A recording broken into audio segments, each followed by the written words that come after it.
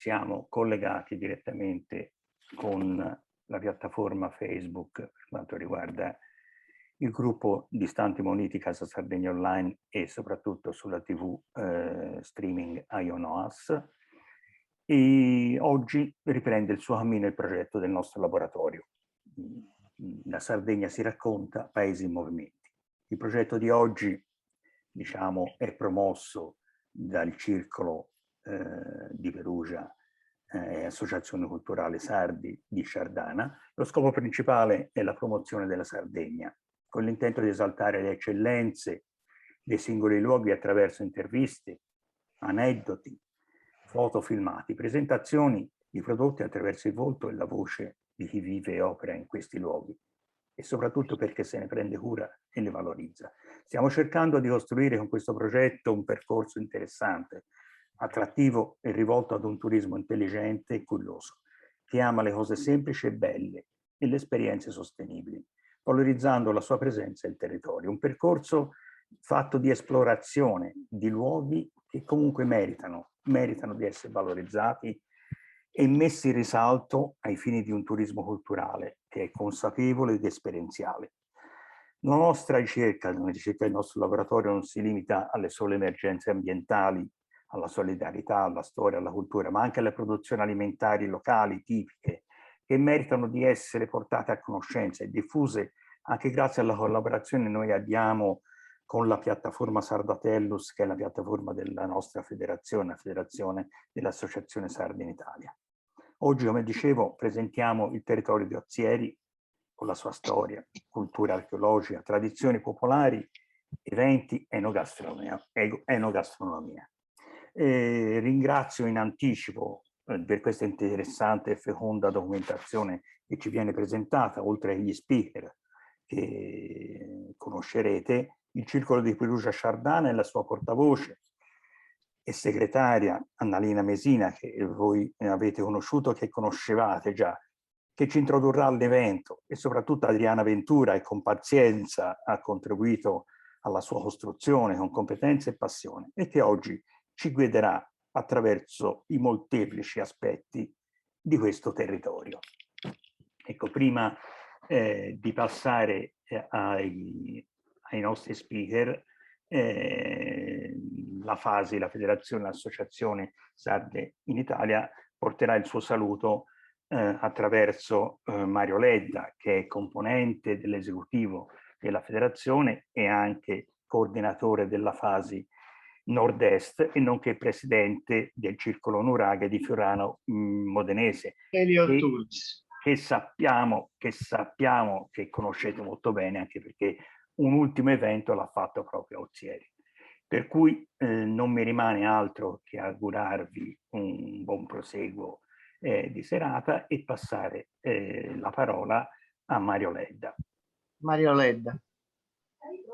Grazie e buona giornata a tutti. È vecchio che. E saluto il sindaco Marco, che vedo presente, e tutti gli amici che sono collegati. Innanzitutto mi congratulo col Circolo di Perugia per la promozione di questo evento, che lo trovo veramente interessante. Porto il saluto naturalmente del Circolo Nuraghe, che Senti? Al comune di Ozieri, comune con cui noi siamo gemellati come amministrazioni locali, il comune di Fiorano e il comune di Maranello, e diciamo gemellati anche, oltre che con Ozieri, col comune di Tireddu, di Bultei e di Burgos. Questi gemellaggi hanno dato l'occasione di vari incontri molto positivi, incontri e scambi, diciamo, culturali, scambi anche di carattere economico. Sono stati molteplici gli incontri fra, diciamo, anche associazioni dei comuni di Fiorano e di Ozieri in modo particolare, ma anche con gli altri comuni, per parlare di economia, per parlare di sviluppo sostenibile sia da noi qua che in Sardegna. Il nostro compito, dico come circoli in genere, come fasi, è quello anche di promuovere la Sardegna, promuovere la cultura, promuovere l'economia e in modo particolare far conoscere i prodotti enogastronomici della Sardegna. Anche oggi a Milano c'è un evento importante dove è presente la nostra Presidente e dove è presente anche l'assessore regionale Zedda, proprio per promuovere i prodotti sardi. Faceva riferimento anche Elio prima di Sardatellus, di questa piattaforma, che è la piattaforma dei circoli, che è proprietà dei circoli sardi, 70 circoli sardi che sono sparsi nell'Italia, che come compito principale ha proprio come quello di promuovere l'economia della Sardegna, far conoscere i prodotti e quindi commercializzarli anche nel continente. Quindi una cosa molto importante. Però oltre che promuovere l'economia, ci sforziamo anche per far conoscere le tradizioni della Sardegna, la cultura della Sardegna. Molteplici sono gli incontri tra, diciamo, Fiorano in modo particolare, ma anche degli altri circoli sparsi in Italia, in modo particolare Fiorano, dicevo, Conozieri. Abbiamo avuto più volte presente il coro, abbiamo avuto presente la Compagnia delle Donne, che è un gruppo teatrale, ma anche tanti momenti ci sono stati per far conoscere proprio i prodotti nei mercati, negli eventi che si susseguono nei nostri comuni. Ecco, detto questo, dico che l'impegno nostro sarà sempre quello di avere un contatto diretto con la Sardegna, con la sua economia, far conoscere e fare degli scambi culturali fra le due realtà, quindi fra continente e Sardegna, con l'intento sempre di promuovere la Sardegna, far conoscere la sua storia, far progredire l'economia. Ecco, detto questo, rinnovo il saluto anche a nome della Presidente nostra Serafina Mascia, che in questo momento è impegnata a Milano ad un grosso ed importante evento dove, dicevo prima, è anche presente l'assessore regionale Zedda. Saluto tutti. Grazie Mario. Saluto tutti. Grazie. Tempted by your smile, I was tempted, and for a little while I was certain that I will be the one to change you and you will be mine. You won't be mine. Like Eve in the garden when the evening came. How could I believe you, fool and ashamed? Farewell and goodbye.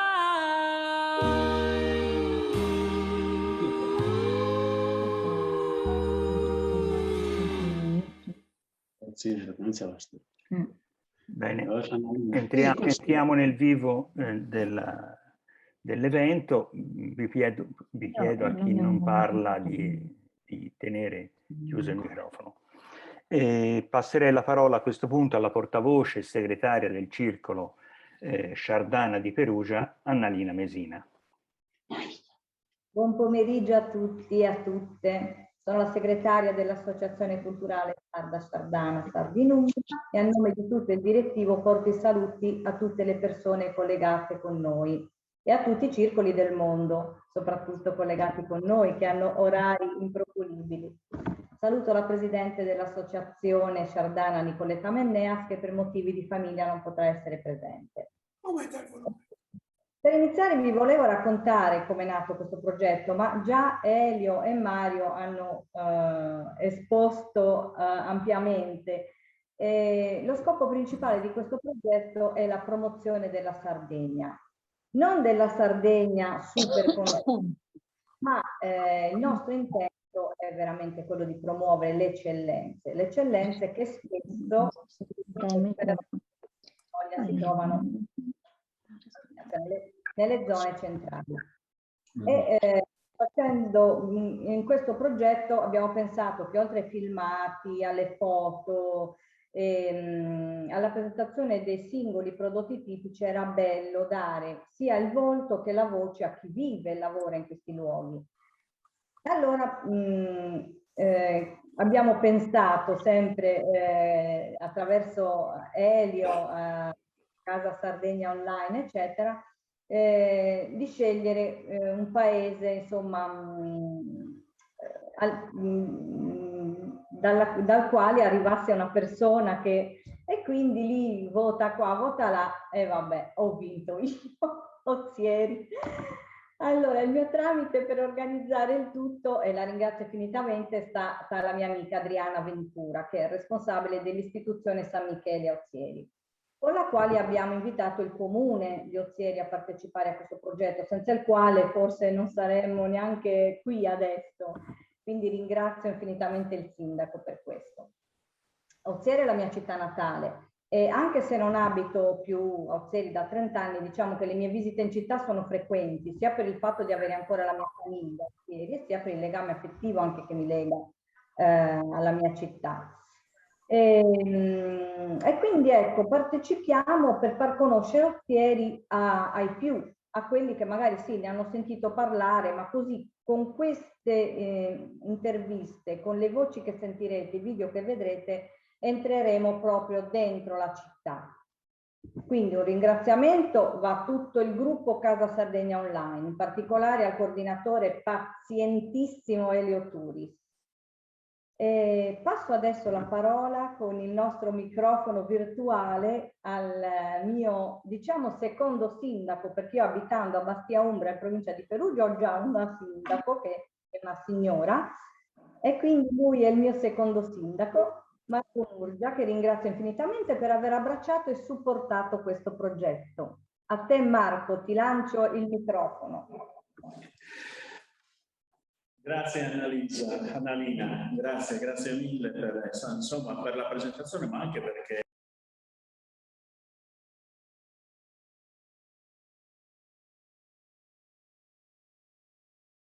Non vi sentiamo, perlomeno io non vi sento. No, ha chiuso il microfono. Spento. adesso? Yes. Sì, Okay, adesso. allora ricomincio. Dicevo, grazie Annalina per questa presentazione, grazie però a tutto il gruppo che ha lavorato a questo progetto, perché veramente ci dà un'occasione unica per incontrare i circoli sardi, per incontrare i nostri concittadini, i figli dei nostri concittadini, per incontrare anche non so, forse solo amanti della Sardegna, con un nuovo strumento. E grazie per aver costruito questo progetto e per avercelo messo a disposizione anche a noi. Approfittiamo di questa occasione davvero per presentare la città. Sono particolarmente contento perché è un periodo che ci vede impegnati nella promozione della città. È un periodo dove veramente abbiamo cercato di costruire momenti di incontro, momenti di confronto per dare continuità alla storia della città. Avete visto lo spot che abbiamo visto insieme, dove nasce la storia, finisce così, forse un po' pretenzioso, però noi siamo molto orgogliosi della nostra storia. La cultura del Neolitico, che ha origine 6.000 anni fa, per quello dicevamo 6.000 anni di storia, che da noi si chiama proprio cultura di Ozieri, perché nelle grotte di San Michele sono stati trovati i resti degli insediamenti umani di quella prima civiltà, e che le grotte di San Michele infatti danno nome a quella cultura di San Michele o cultura di Ozieri, che è conosciuta in tutto il mondo proprio perché ha delle caratteristiche particolari.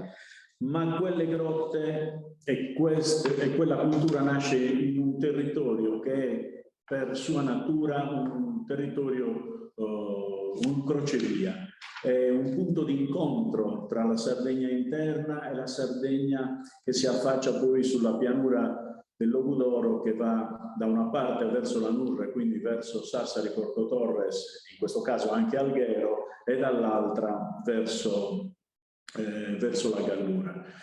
Siamo crocevia in questo momento delle direttive principali, la Sassari Olbia e la Sassari Cagliari, ma lo siamo sempre stati dai tempi da quando si sono costruite le strade. I romani hanno lasciato le loro tracce nel nostro territorio. Il nostro territorio è stato nel Medioevo uno dei luoghi più sviluppati, con una delle città più grosse di quei secoli. A Bisarcio abbiamo ancora i resti, in questo momento c'è maestosa una basilica, ma anche i resti che stiamo mettendo alla luce con degli scavi anno per anno di un villaggio medievale molto molto esteso e molto molto importante. Quindi tracce di una storia che ha visto questo territorio luogo di incontri, di confronti. Noi abbiamo una storia diversa da altre parti della Sardegna. Questa è una terra dove le connessioni, le contaminazioni sono state importanti, e questo ha creato intorno ad Ozieri quel substrato culturale che ne ha fatto anche storicamente una delle città della cultura. Insieme a Nuoro, Ozieri è riconosciuta come luogo di cultura. Da noi hanno avuto origine e continuano a esercitare i 2 premi di poesia più longevi, il premio di Ozieri, che ha oltre 60 anni, e il premio Logu d'Oro, che ne ha più di 40. Da noi anche la cultura dei cori sardi tradizionali ha messo in piedi una manifestazione che è la più longeva, più di 30 anni la Biennale dei Cori si svolge in città, quindi c'è un costante lavoro per la promozione culturale in tutti i sensi, che ha avuto anche altri momenti straordinari. La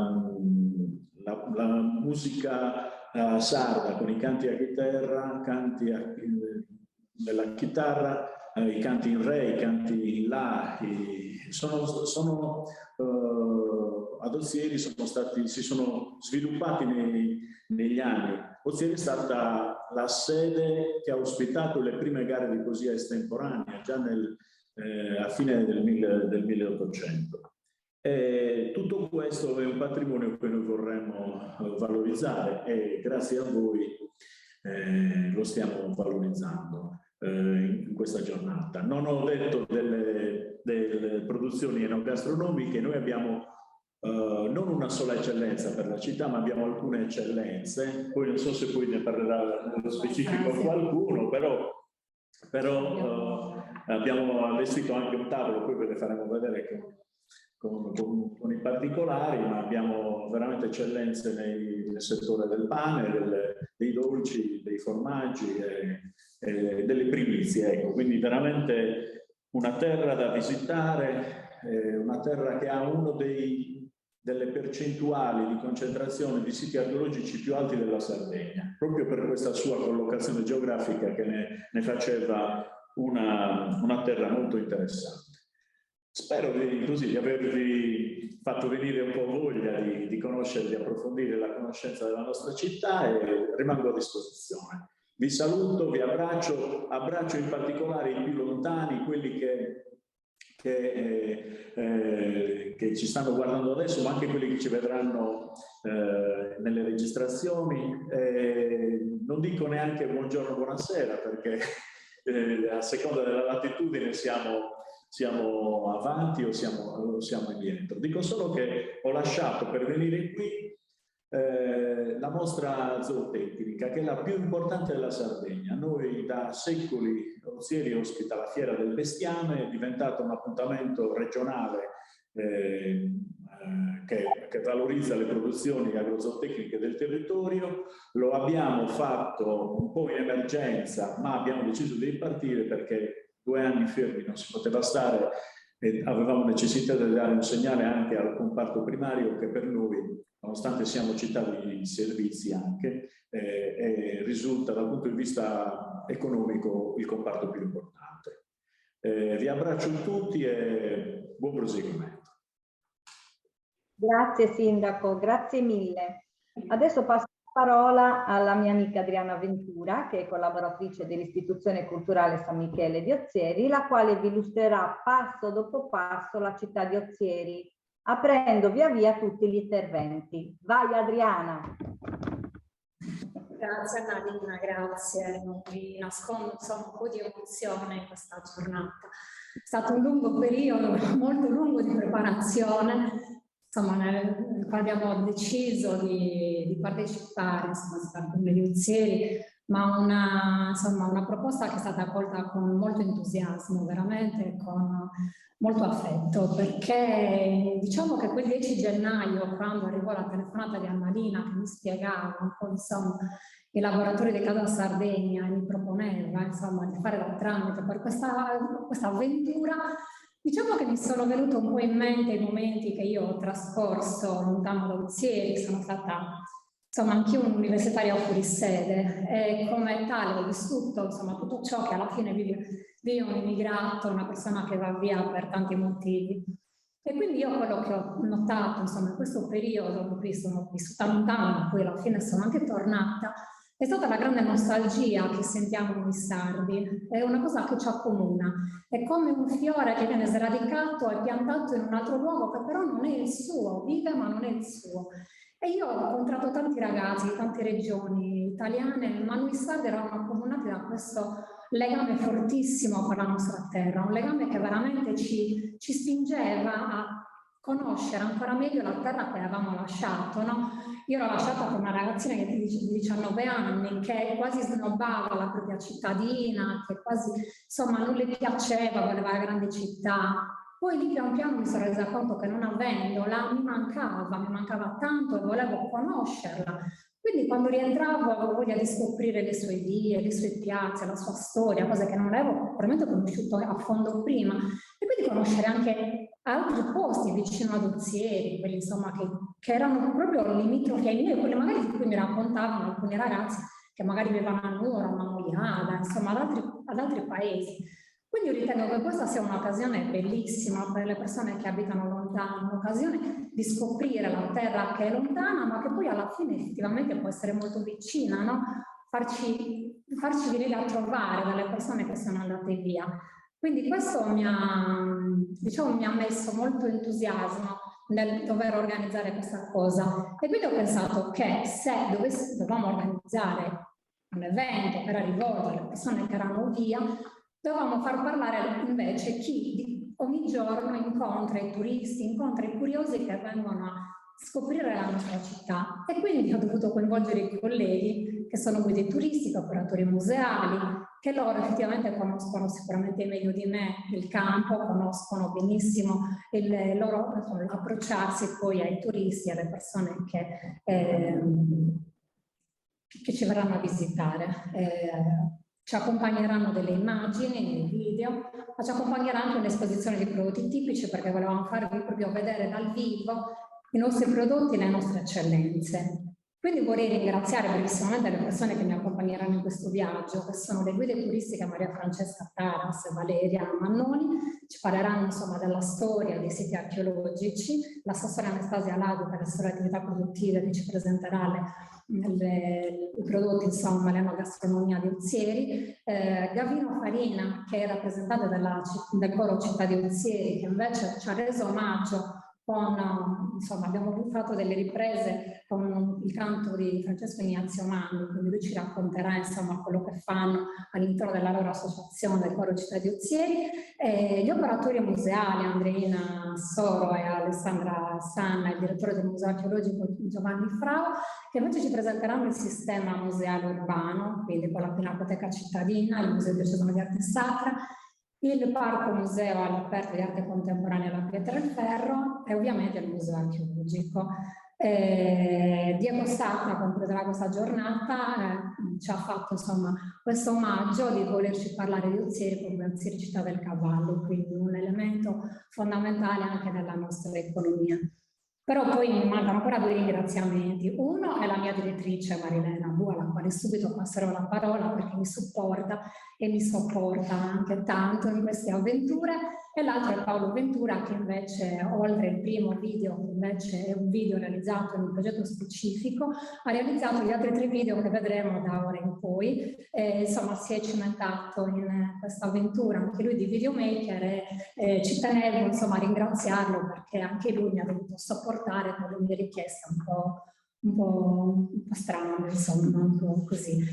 Invece volevo parlare, spendere 2 parole sul primo video che abbiamo visto, perché è una parte di un progetto invece più ampio, è solo uno dei risultati che abbiamo ottenuto, un progetto che si chiama Insaera, paesaggi rurali a donne e pastore, finanziato dalla Camera di Commercio, che invece ci faceva scoprire il territorio di Ozieri, ma anche del Logudoro, proprio con un'ottica del paesaggio rurale, quindi con questo nostro ritorno alla ruralità, al paesaggio invece quello più scarno, ecco, più legato alla terra e alle sue produzioni, che è anche poi l'oggetto di riscoperta da parte di giovani che stanno riscoprendo insomma nuovi mestieri sempre legati alla terra e alla ruralità, come proprio la nostra anima, insomma, quello dal quale poi siamo nati e cresciuti come popolazione. Insomma, con questo io vi ringrazio per ora. Passerei subito la parola invece alla direttrice Marilena Bua, che ci parlerà dell'istituzione San Michele. Allora, buonasera a tutti. Anch'io mi unisco a quello che ha già detto Diana, la mia collega, il sindaco di Ozieri. Abbiamo accolto benissimo la vostra proposta, ci è sembrata un invito importantissimo per proprio rilanciare la città di Ozieri, che come ha già espresso il sindaco rappresenta tra i vari centri della Sardegna un unicum proprio per la storia che ha vissuto. Io parlo per conto dell'istituzione San Michele, che è un organismo strumentale del comune di Ozieri, è stato creato intorno al 2010 dall'allora amministrazione con il desiderio, la volontà di uniformare i servizi culturali e turistici della città e potenziarli. Da allora l'istituzione San Michele gestisce il sistema museale urbano, che consta attualmente di ben 3 musei, più il Museo d'Arte Contemporanea all'aperto. Gestiamo anche tutti i siti culturali del territorio, in particolar modo i principali sono la Basilica di Sant'Antioco di Bisaccio e la Grotta San Michele, ma organizziamo anche visite guidate del centro storico di Ozieri, che è uno dei più ampi e meglio conservati dell'intera isola. Gestiamo anche i servizi culturali come quello della biblioteca e del sistema museale logudorese. Il nostro intento è quello di promuovere la nostra città, proprio perché una delle criticità che da anni caratterizza il turismo in Sardegna è che purtroppo spesso il turismo si ferma nelle coste e non conosce la ricchezza, la particolarità e anche la specificità, perché ogni centro della Sardegna ha le sue caratteristiche e le sue specificità. Quindi l'istituzione è proprio uno strumento che l'amministrazione ha creato proprio per puntare sulla promozione turistico e culturale della città di Ozieri. Negli anni stiamo riuscendo ad ottenere qualche risultato. Organizziamo molteplici eventi che servono a far conoscere i siti che gestiamo anche in maniera differente. Per esempio i musei spesso vengono visti dal turista, ma anche dallo stesso ozierese, come un'entità un po' noiosa, paludata. Noi cerchiamo di avvicinare invece il turista o anche l'abitante di Ozieri al proprio museo, alle proprie ricchezze che offre la città, ideando delle iniziative sempre nuove. Per esempio a Bisaccio organizziamo delle rievocazioni storiche che emergono i turisti nell'atmosfera storica del Medioevo. Nei nostri musei, nei nostri spazi organizziamo le cene storiche per cui invitiamo a degustare quelli che erano i menù, per esempio, o i cibi tipici che si mangiavano in epoca nuragica, in epoca romana e così via. L'istituzione quindi in questi anni sta riuscendo a ottenere importanti risultati, per cui abbiamo accolto benissimo e volentierissimo la vostra iniziativa, perché rientra pienamente in quello che è l'obiettivo per cui è nata l'istituzione. Quindi intendo ringraziare nuovamente tutti voi e spero che questa giornata serva a incuriosirvi, a farvi conoscere meglio Ozieri. E intendo anch'io ringraziare il personale dell'istituzione che si spende ogni giorno proprio per promuovere la città, e l'amministrazione cittadina che ci supporta, insomma, in quella che è la nostra attività. Grazie.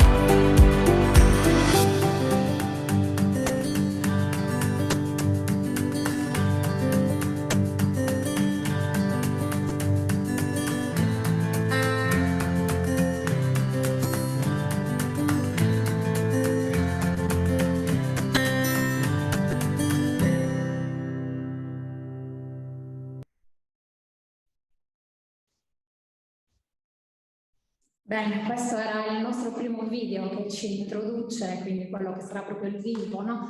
del pomeriggio per noi almeno. E io passerei la parola a Maria Francesca, che invece ci introduce nella storia di Ozieri, ci farà fare un viaggio lungo tantissimi anni.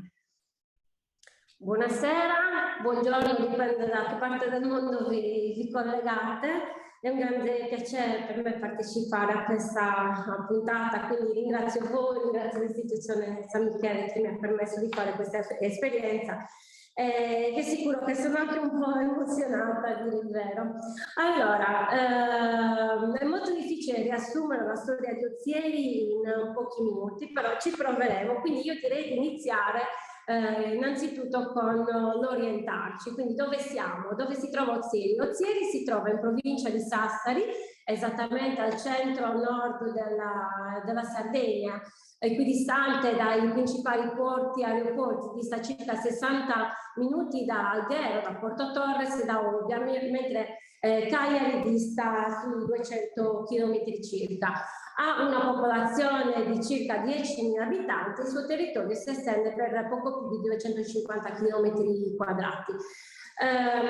La città di Ozieri si presenta al visitatore al suo arrivo con la sua caratteristica disposizione d'anfiteatro che guarda verso la fertile piana di Chirivani, attraversata da Rio Manu. Ozieri è conosciuta un po' ovunque per i suoi prodotti enogastronomici, è conosciuta come città del pane, è conosciuta per i suoi dolci, ma anche per le feste tradizionali, i musei, i siti archeologici, le corse del cavallo anglo-sardo. Quindi è una città che offre tanti visitatori, è una città che è bello visitare 365 giorni l'anno. E come guida turistica vi posso dire che Ozieri piace tanto al turista. Il turista via sempre soddisfatto e appagato.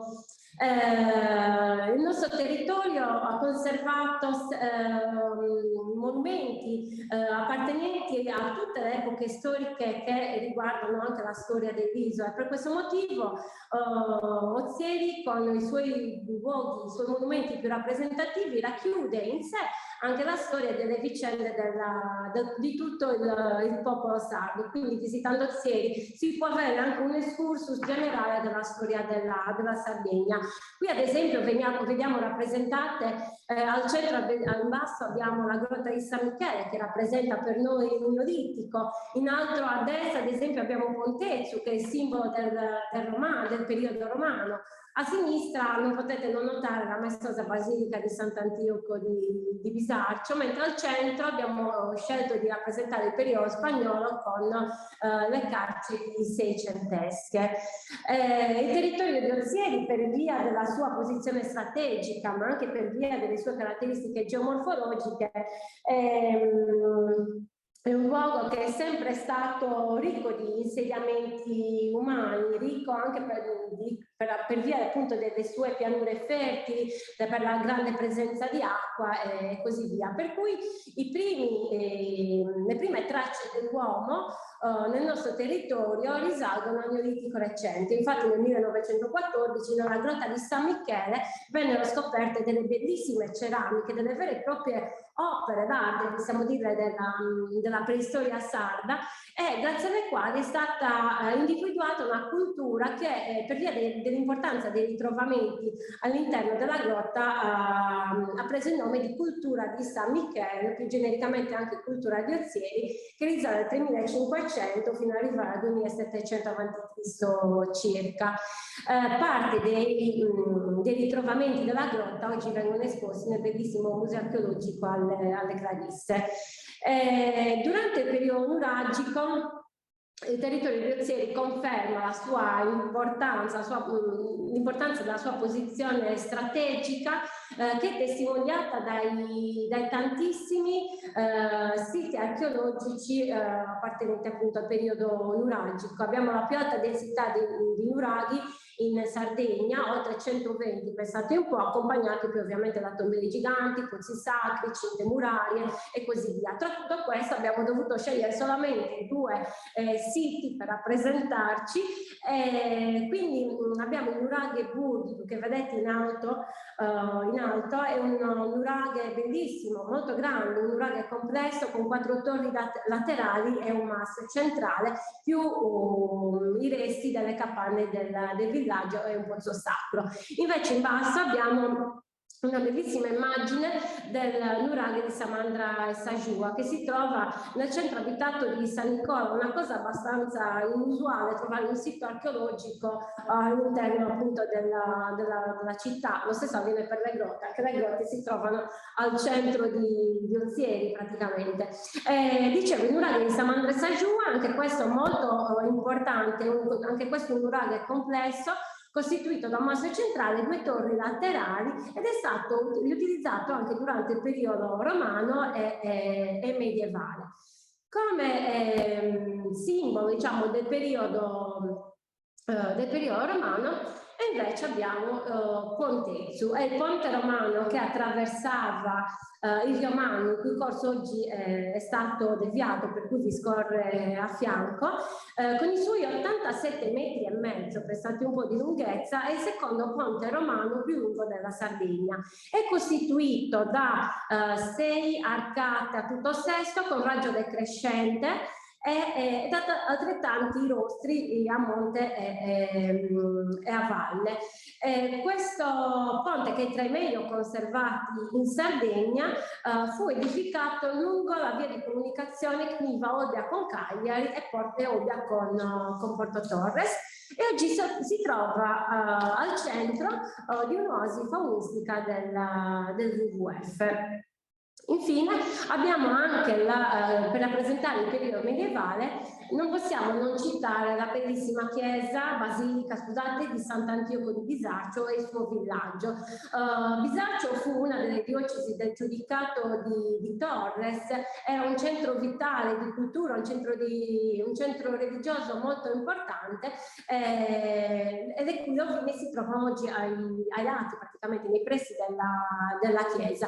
Nel 400 però iniziò il declino del villaggio a causa dell'insalubrità del luogo, un declino che si accentuò sempre più soprattutto nel 1503, anno in cui la diocesi venne soppressa, e più Bisaccio perdeva, diciamo, di importanza, più Ozieri, possiamo dire, l'acquisiva, tant'è che si dice che Ozieri abbia avuto proprio origine dalle ceneri di Bisaccio, quindi quello che era un piccolo villaggio nel periodo di Ricatti, parlo di Ozieri, poco a poco acquista importanza nel periodo soprattutto aragonese, per cui vediamo che ad esempio nel 400 diventa capoluogo della curatoria del Monte Acuto, con tutto l'apparato che ne segue, l'apparato giudiziario, amministrativo, militare e così via. Nel 500 invece diventa sede del vicariato di Bisaccio e Castro, e anche grazie all'interessamento di tante delle famiglie feudatarie spagnole aumenta sempre di più la sua influenza nel territorio.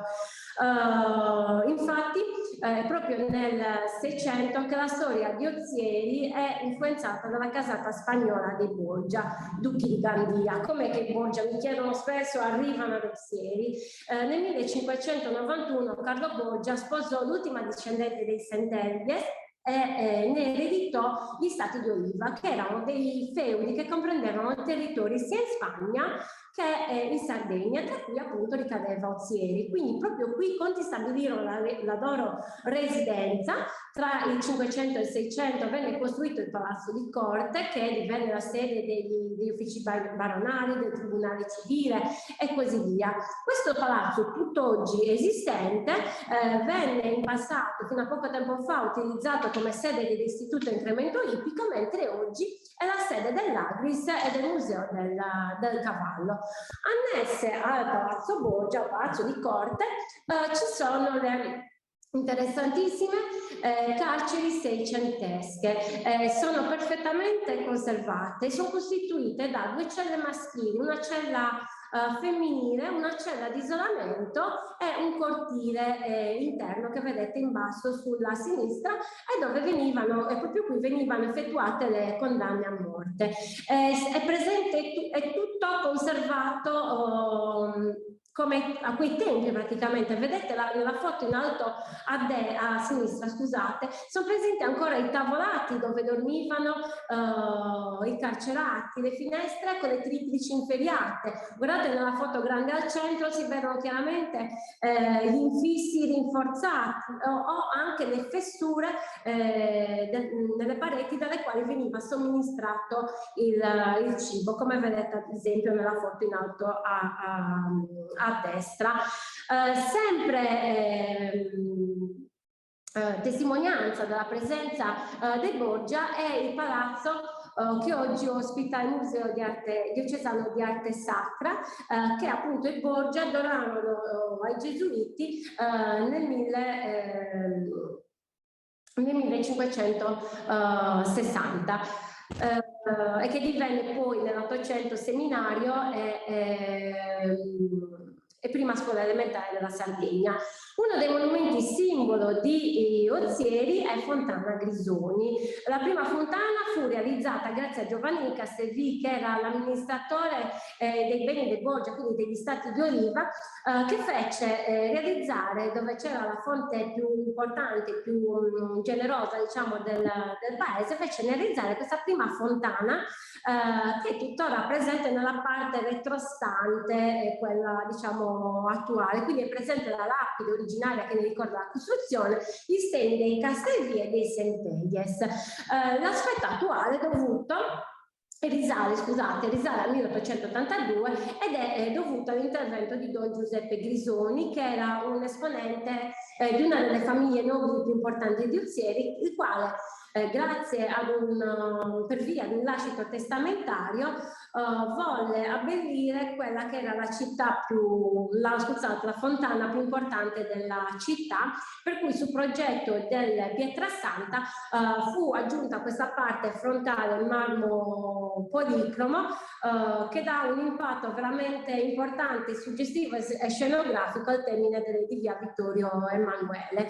Avete capito già che Ozieri era una delle città molto più ricche della Sardegna, per cui la residenza anche di tante famiglie nobili, tra cui ricordiamo solamente alcune, ad esempio i Tola, che furono i discendenti di Leonardo Tola, il valoroso condottiero che si distinse durante l'assedio di Granada nel 1492,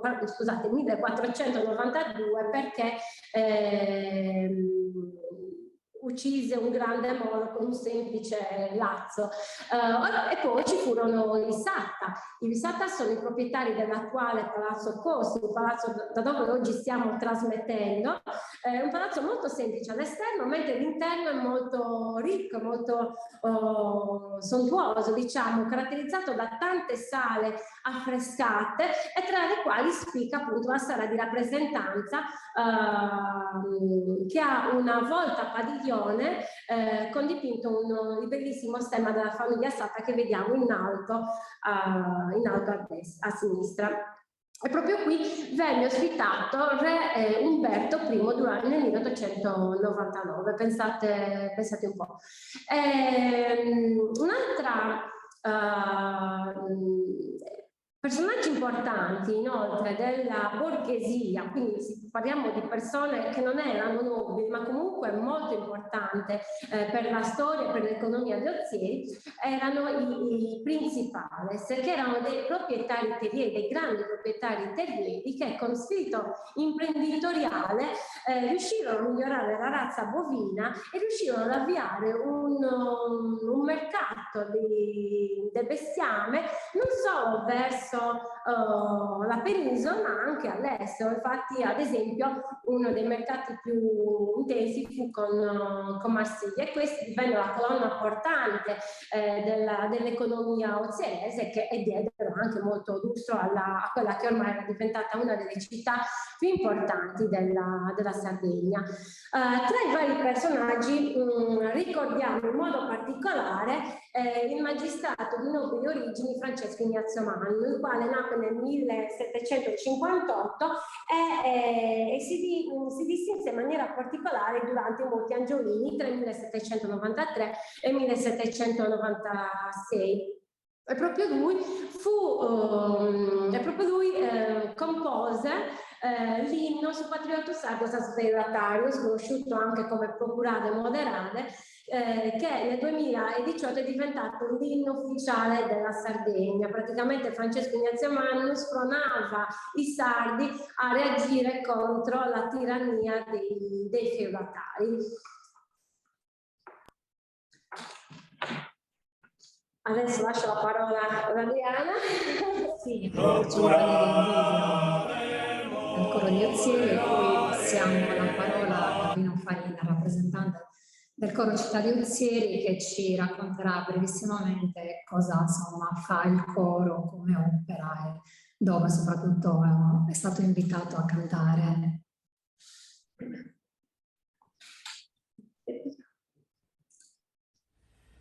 Procurare moderare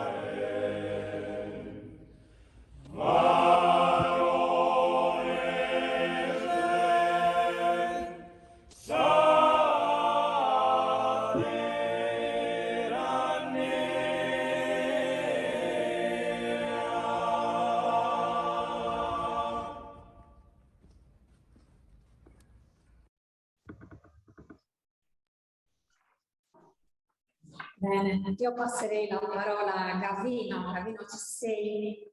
Sì, sì, ci sono. Mi sentite? Sì, forte e chiaro. Grazie. Raccontaci un po' brevemente che cosa fate voi del coro, insomma, dove siete stati. Sì, cerchiamo di essere brevissimi. Vabbè, i ringraziamenti sono d'obbligo, anche perché spesso inconsapevolmente veniamo coinvolti come involontari ambasciatori dell'ozieresità e della sardità, soprattutto fuori. E le esperienze che potremo raccontare sono tantissime, perché il coro, che compie quest'anno 43 anni, è nato alla fine degli anni 70, rivendica una tradizione molto più antica dei cantori a concordo degli anni 50 che già erano attivi negli anni 50 e furono gli autori, cioè fra i fondatori del coro. Alcuni di questi con l'arrivo di Adozieri di Mario Coloru, che era rientrato dalle sue esperienze lavorative. E quindi questi sono i primi fondatori del coro nell'attuale forma dell'associazione culturale. Però questi cantori degli anni 50 portavano avanti una tradizione molto antica. Infatti i due canti simbolo, Sabai Cantaredo e Sosi Bavados, che sono due canti di sicura origine settecentesca, soprattutto Sosi Bavados, che è una satira politica su una tassa imposta dai piemontesi sulla barba nel periodo fu un'idea di un viceré che voleva combattere il banditismo, e quindi la barba, che da noi era considerata invece simbolo di distinzione sociale, veniva tassata perché come simbolo era considerata come un simbolo di appartenere alla categoria dei banditi. Ma fatta questa doverosa premessa, rispondendo alla tua domanda, posso dire che in questi 43 anni abbiamo girato, abbiamo partecipato in Sardegna alle manifestazioni più importanti come il Redentore, la Cavalcata, Saverio, la Sciampita a Quartu, Itri Folk Fest, la Settimana Santa ad Alghero, solo per citarne alcune fra le più importanti. In continente abbiamo partecipato anche al Festival dei Due Monti di Spoleto, a 10 ore in canto a Bassano del Grappa, a Milano, Macerata, Novara, Soave, Asiago, in Trentino 2 volte, Maranello, Fiorano, l'ha detto l'amico Ledda, siamo stati forse 4-5 volte in Emilia, Gattinara, Castelletto Ticino, Borgo Manero, molti di questi nomi che sto citando sicuramente da chi ci ascolta, che comunque mi sono dimenticato di salutare a nome del coro tutti quelli che ci ascoltano, tutti gli amici dei circoli, tutti quelli che ci conoscono e tutti quelli che ci vorranno conoscere, perché noi siamo sempre disponibili, aperti a fare nuove esperienze fuori. E invece all'estero abbiamo cantato anche di fronte al Papa Benedetto XVI, è stata una grande emozione intonare Dio ti salve Maria davanti a Sua Santità. All'estero il coro ha partecipato a festival internazionali in Russia, in Lettonia, in Estonia, in Bulgaria, in Francia, in Svizzera, in Ungheria e nell'agosto del 2017 in Polonia, che è l'ultima uscita all'estero. Poi questi ultimi 2 anni per tutte le associazioni che si esibiscono in pubblico sono stati un po' drammatici, perché siamo stati fermi, siamo stati chiusi. Adesso qualcosa sta riprendendo.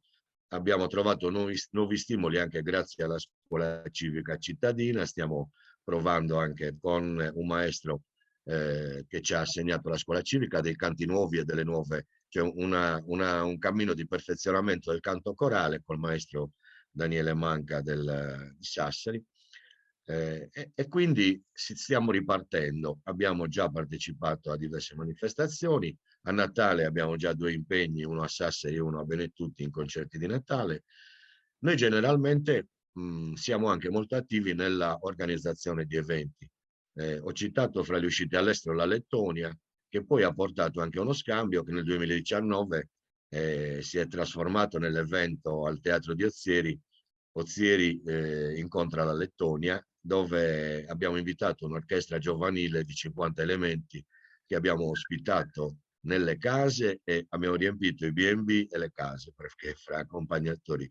E queste esperienze, a parte la volontà di continuare a farle e della ospitalità ozierese riconosciuta da tutti quelli che ci hanno visitato, quando organizziamo il terzo tempo ci dicono sempre che siamo il numero 1, perché a parte la seriosità dell'apparenza esterna, poi siamo un'associazione che mira soprattutto alla socializzazione fra le persone più diverse. Abbiamo il professore, abbiamo il muratore, abbiamo l'allevatore, abbiamo la guardia forestale, cioè persone che normalmente non condividerebbero un'esperienza e che invece l'amore per la musica e per la tradizione tiene uniti e ti fa fare anche, soprattutto perché siamo solo uomini, non ti fa crescere più, quindi il momento non ti fa crescere più nel senso che soffriamo tutti di sindrome di Peter Pan e quindi l'obiettivo non è solo fare cultura e tradizione ma anche divertirsi. Divertirsi, stare insieme, e questo spirito secondo me si trasmette quando usciamo fuori e lo vediamo dopo le esibizioni, nel terzo tempo famoso, quando si assaporano i prodotti tipici sardi eccezionali anche in continente, perché i circoli sono dei promotori eccezionali. Vediamo la commozione negli sguardi dei nostri conterranei, soprattutto dei più anziani, dei più nostalgici, come giustamente ha citato Adriana.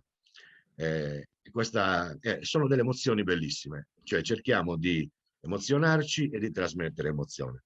Questo è quello che vorremmo fare, continuare nel futuro. Per chi ci volesse conoscere meglio, il coro ha fatto 4 produzioni discografiche e anche un libro, Otieri in coro, il coro è la sua città, dove non è un'autocelebrazione del coro, dove del coro si parla pochissimo, ma si parla soprattutto del coro calato nella realtà cittadina. un esempio per tutti per spiegare quella che è la nostra filosofia. Lo stavo cercando poco fa, non ho trovato un adesivo con il nostro logo.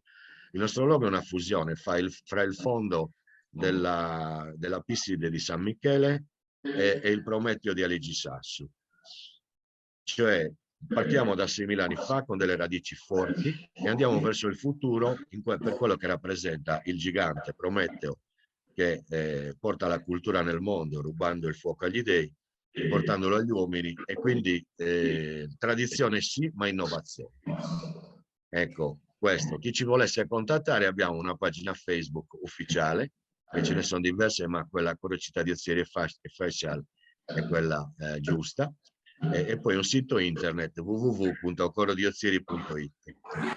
Speriamo di incontrarci dal vivo, anche non abbiamo mai superato l'oceano, ci siamo fermati all'Europa. Non sarebbe un sogno poter andare anche in America o in Asia. Non ci mettiamo limiti. Perché no? Potrebbe essere Grazie. magari questa l'occasione giusta. Loro dicevano emozionare, sì, emozionano veramente, soprattutto per chi li ascolta per la prima volta, sono davvero un'emozione. Bravi, bravissimi, insomma, vi auguriamo ancora tantissima attività e tantissimi eventi. Io ripasserei a questo punto la parola a Maria Francesca, che invece conclude questo viaggio storico verso la cattedrale di Ozieri.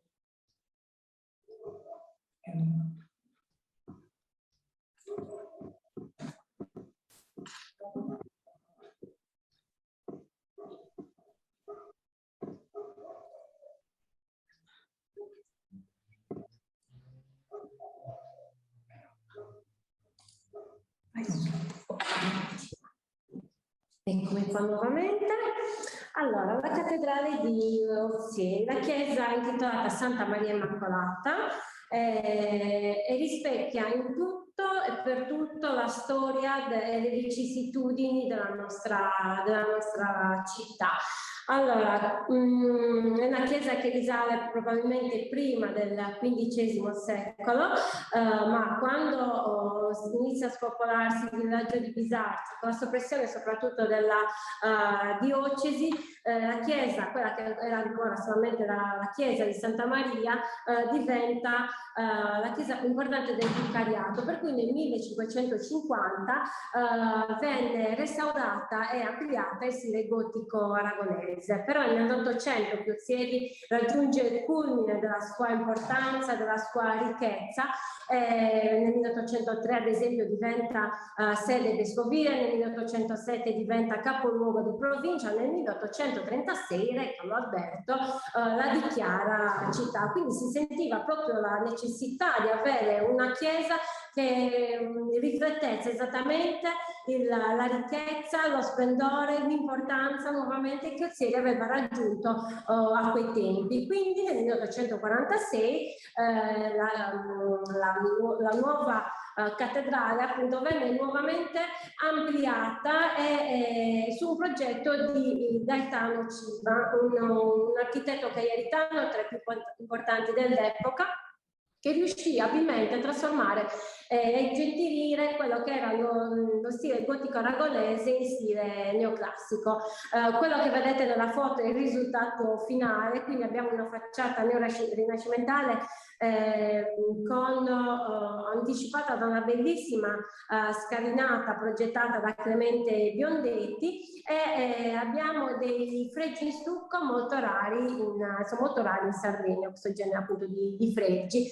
L'interno invece è suddiviso in 3 navate con cappelle laterali, abbiamo un transetto e un presbiterio absidato dove spicca il bellissimo altare marmoreo probabilmente della scuola del Canova, composto quindi dalla statua della Madonna al centro, più gli angeli in adorazione ai lati. Lascio nuovamente la parola ad Adriana.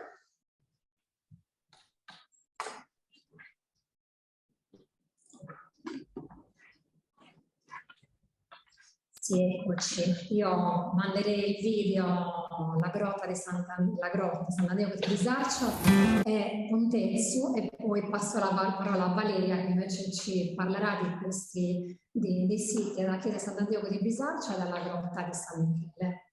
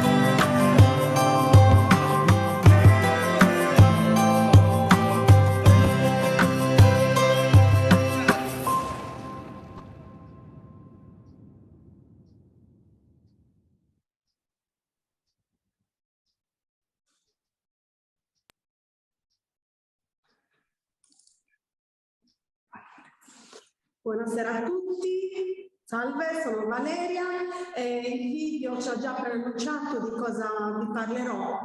Vi presenterò due dei siti archeologici fra i più importanti non solo della città di Ozieri, ma dell'intera isola di Sardegna, perché rappresentano due epoche molto fondamentali nella storia sarda. Ecco, iniziamo proprio a catapultarci nell'epoca, in un'epoca magica, che è la stessa epoca in cui in Sardegna si sviluppano le Domus Deianas. Ecco qui la grotta San Michele. Tra l'altro anche la grotta San Michele è stata utilizzata come un luogo di sepoltura, e questo ci è dato saperlo grazie al ritrovamento di alcuni resti umani. Ecco, la grotta San Michele è stata scoperta nel 1914 e prende il nome da una chiesa ormai scomparsa che sorgeva nei pressi della cavità. È una grotta importante più che altro da un punto di vista archeologico, e vedremo perché, nonostante il massiccio calcareo presso cui si è formata appartenga a un'epoca molto antica del Paleozoico. Infatti stiamo parlando di una roccia calcarea fra le più antiche del nord Sardegna. Allora, diciamo che l'ingresso attuale non si presenta come in realtà si presentava durante la scoperta, perché la sala antistante che ricopriva il piazzale esterno viene demolita negli anni 50 perché ci fu all'epoca la decisione di costruire un campo da calcio, che era tra l'altro il campo da calcio, ecco, lo vedete proprio in questa foto in alto a sinistra in bianco e nero. Quella che invece vedete subito sulla destra era l'ingresso, qui vedete proprio l'ingresso di questa cavità, che era poi tra l'altro la cavità più importante dove sono state ritrovate le ceramiche. La grotta si articola, diciamo, particolarmente in maniera labirintica, possiamo dire, formata da un ramo principale, da una serie di gallerie e cunicoli che via via che ci si addentra diventano sempre più stretti e più bassi. Allora, possiamo dire che l'attività carsica non è del tutto assente, in quanto soprattutto nella parte più bassa, nella cosiddetta seconda sala, stiamo assistendo alla creazione di giovani concrezioni più che altro stalattitiche, quindi un'attività carsica che tende ad aumentare specialmente nel periodo in cui piove maggiormente. Naturalmente la grotta è stata studiata nel corso del tempo dal gruppo speleologico di Sassari, che l'ha misurata. Degli oltre 200 metri di sviluppo possiamo visitarne solamente una sessantina, una grotta che si sviluppa in lunghezza e si scende per circa 6 metri. La sua temperatura si tiene abbastanza costante durante l'anno, intorno ai 15 gradi. Quindi, come vi ho detto in apertura, la grotta è importante da un punto di vista archeologico perché le ceramiche ritrovate grazie all'intervento dell'archeologo Taramelli già nel 1914 hanno dato il nome a una cultura, quindi la cultura di Ozieri viene conosciuta proprio grazie alla scoperta di queste ceramiche, che come tutte le altre culture è una cultura che si sviluppa comunque in tutta l'isola di Sardegna ed è datata al Neolitico recente, quindi IV-III millennio a.C. È un periodo di grande sviluppo per l'uomo perché fa delle grandi scoperte, quindi l'uomo non vive di sola caccia e pesca, ma fa grandi scoperte come l'agricoltura, l'allevamento, l'argilla era di facile reperibilità, quindi l'uomo plasma i vasi, quindi non si limita solamente a lavorare un vaso, ma lo decora molto raffinatamente. Quindi la cultura di Ozieri è appunto conosciuta per questa raffinatezza con cui venivano decorati i vasi, quindi con motivi stellari, motivi geometrici, concentrici, a zigzag, vasi che tra l'altro venivano decorati con l'ocra rossa e la pasta bianca. Sono stati ritrovati anche frammenti di selce e di ossidiana. Questa che vedete a sinistra è una piccola statuina di Dea Madre, mutila della testa, molto bella, che è stata ritrovata in grotta. Oggi si trova custodita presso il Museo Archeologico di Sassari, quindi la massima esponente della religiosità femminile era proprio lei, la Dea Madre, contrapposta invece alla religiosità maschile che veniva rappresentata attraverso le corna taurine o di Ariete, che invece troviamo spesso lavorate proprio nelle pareti dei vasi. Questa che vedete è la pisside, che proprio le riporta, la pisside è divenuta un po' il simbolo della cultura di Ozieri, un bellissimo vaso molto elegante come potete vedere. È raffigurata anche la base, perché nella base abbiamo una stella a 6 punte molto rara, quindi una decorazione veramente rara nella ceramica. Ozieri conserva una coppia che riproduce fedelmente l'originale che si trova a Sassari. Quella che vedete di fianco è un'altra pisside cilindrica con questo simbolo concentrico che rappresenta la ciclicità, lo scorrere della vita, è stata ritrovata anch'essa presso la grotta San Michele e si trova conservata presso il Museo Archeologico di Cagliari. Tra l'altro lo studio speleologico della cavità ci ha permesso di avere informazioni anche di carattere faunistico, tant'è vero che all'interno della grotta siamo stati ritrovati anche i resti del mammifero, il Prolagus sardus, un animale ormai estinto, di cui l'uomo del Neolitico si cibava. E comunque oggi la grotta è abitata da una piccola colonia di pipistrelli di origine sarda. Ecco, dal Medioevo facciamo un salto dal Neolitico facciamo un grande salto all'epoca medievale in Sardegna, quindi l'epoca giudicale, un'epoca di grande importanza per l'isola in quanto si amministra da sé, e vi presentiamo la chiesa di Sant'Antioco di Bisaccio, una chiesa che veramente sta avendo un'importanza soprattutto in tempi recenti, quindi l'importanza sta emergendo piano piano grazie a uno scavo archeologico guidato dall'Università di Sassari e grazie al professor Marco Milanese, che sta facendo proprio quindi emergere, ci sta dando delle informazioni molto importanti che risaltano sicuramente il sito, l'importanza che aveva questo sito in epoca medievale. Un sito che comunque era un'importante sede vescovile che rimane in piedi fino al 1503, anno in cui la diocesi viene soppressa in quanto va accorpata a quella di Alghero e viene ripristinata nel tardo 1803 con sede a Ozieri. Quindi ecco che da qui inizia proprio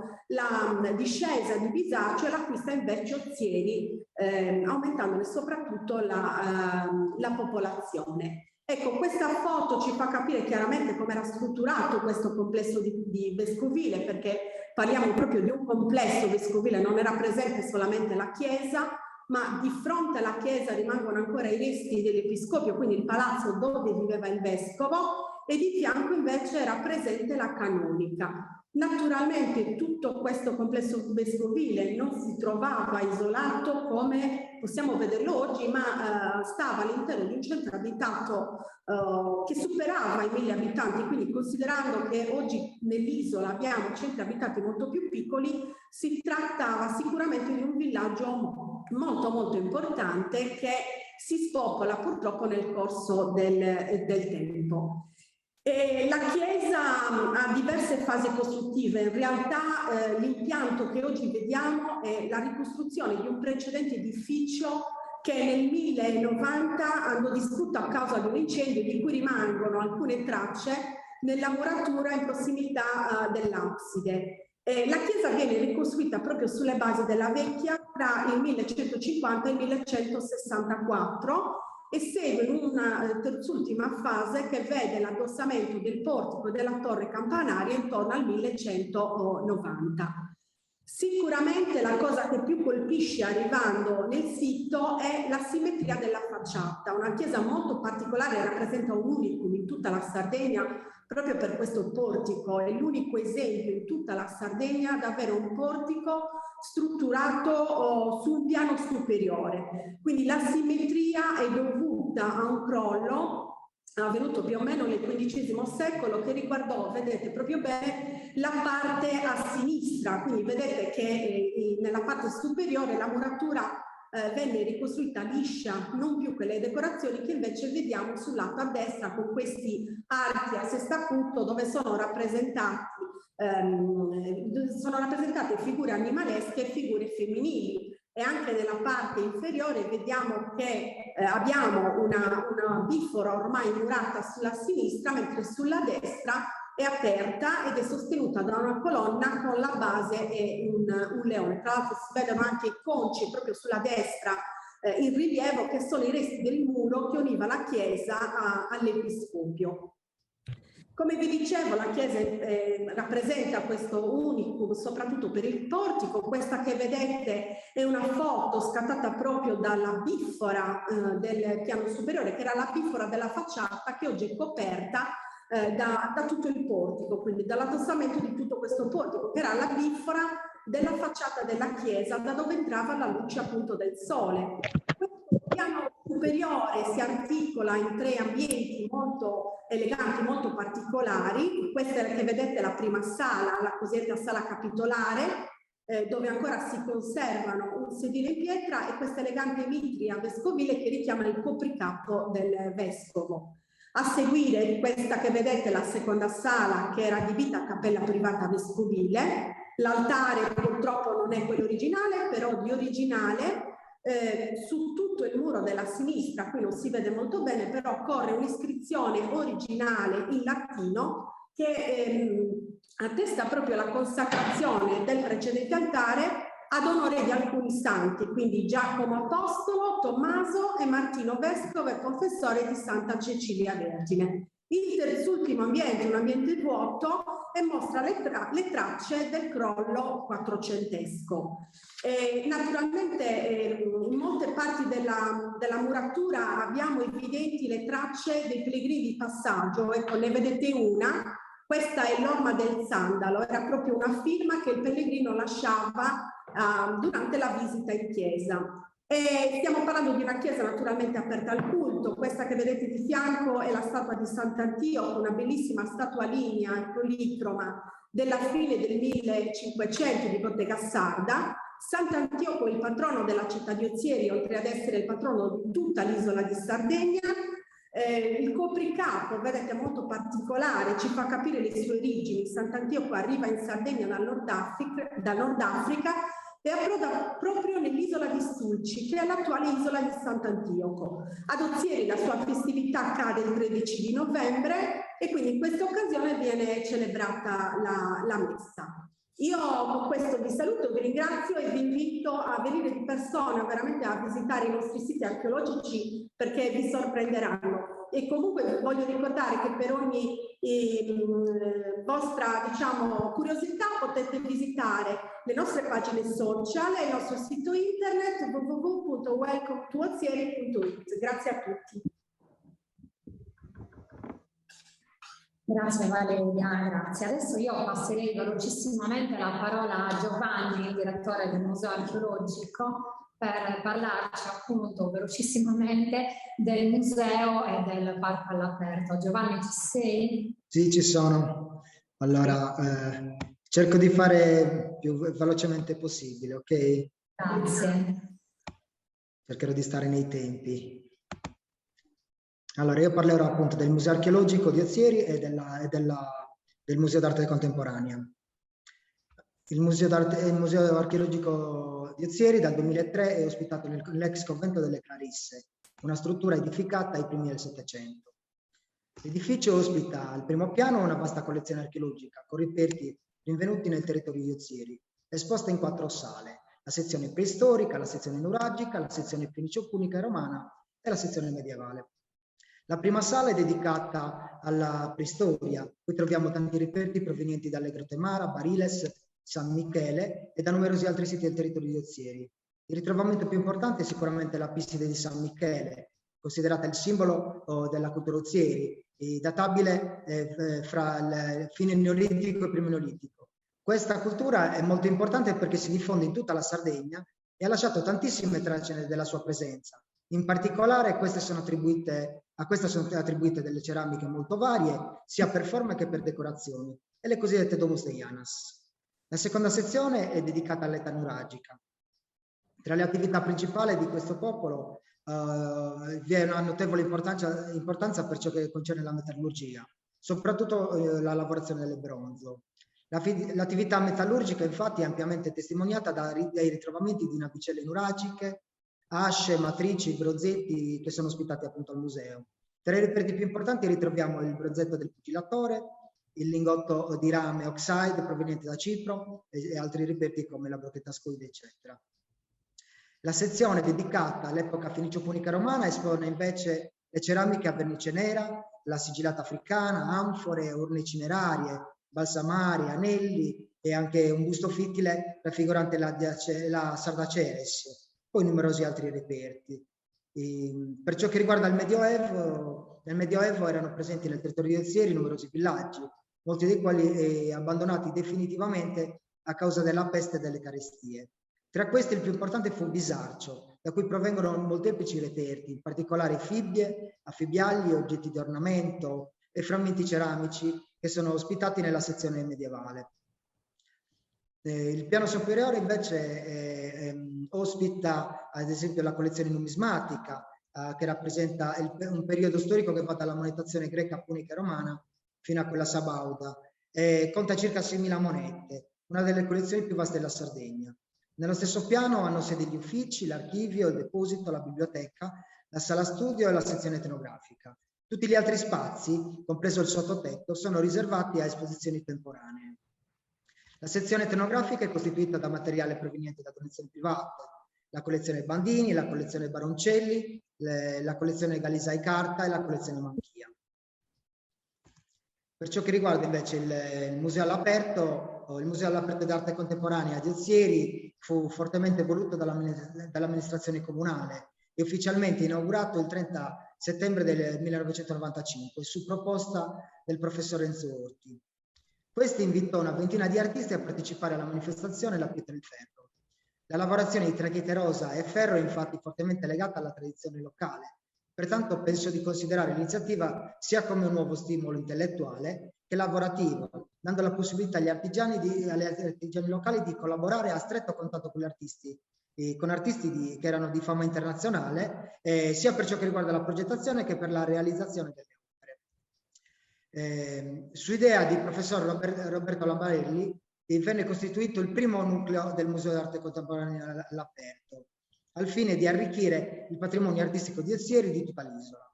I 20 artisti invitati accolsero con entusiasmo la proposta del Comune di Ozieri, attirati da una terra appunto così ricca di antiche tradizioni e i materiali autoctoni messi a disposizione, la pietra che dicevo prima, la tracchete di Ozieri e il ferro, furono il comune denominatore per la creazione delle sculture.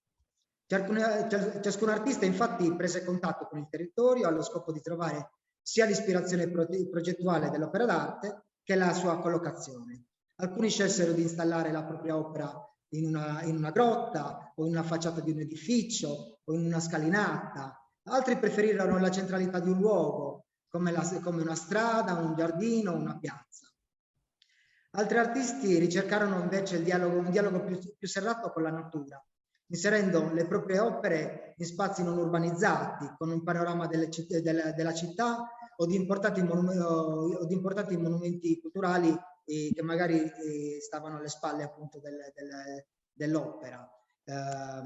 La scelta di questi interventi, che erano di carattere permanente, ha permesso agli artisti sia un'esperienza diretta a livello territoriale, sia un confronto con un pubblico che non sempre frequenta musei e gallerie private, un pubblico che osservando le opere della città può dunque sviluppare sia un nuovo interesse estetico e sia inoltre può entrare in contatto in parte anche con le problematiche artistiche che lo circondano.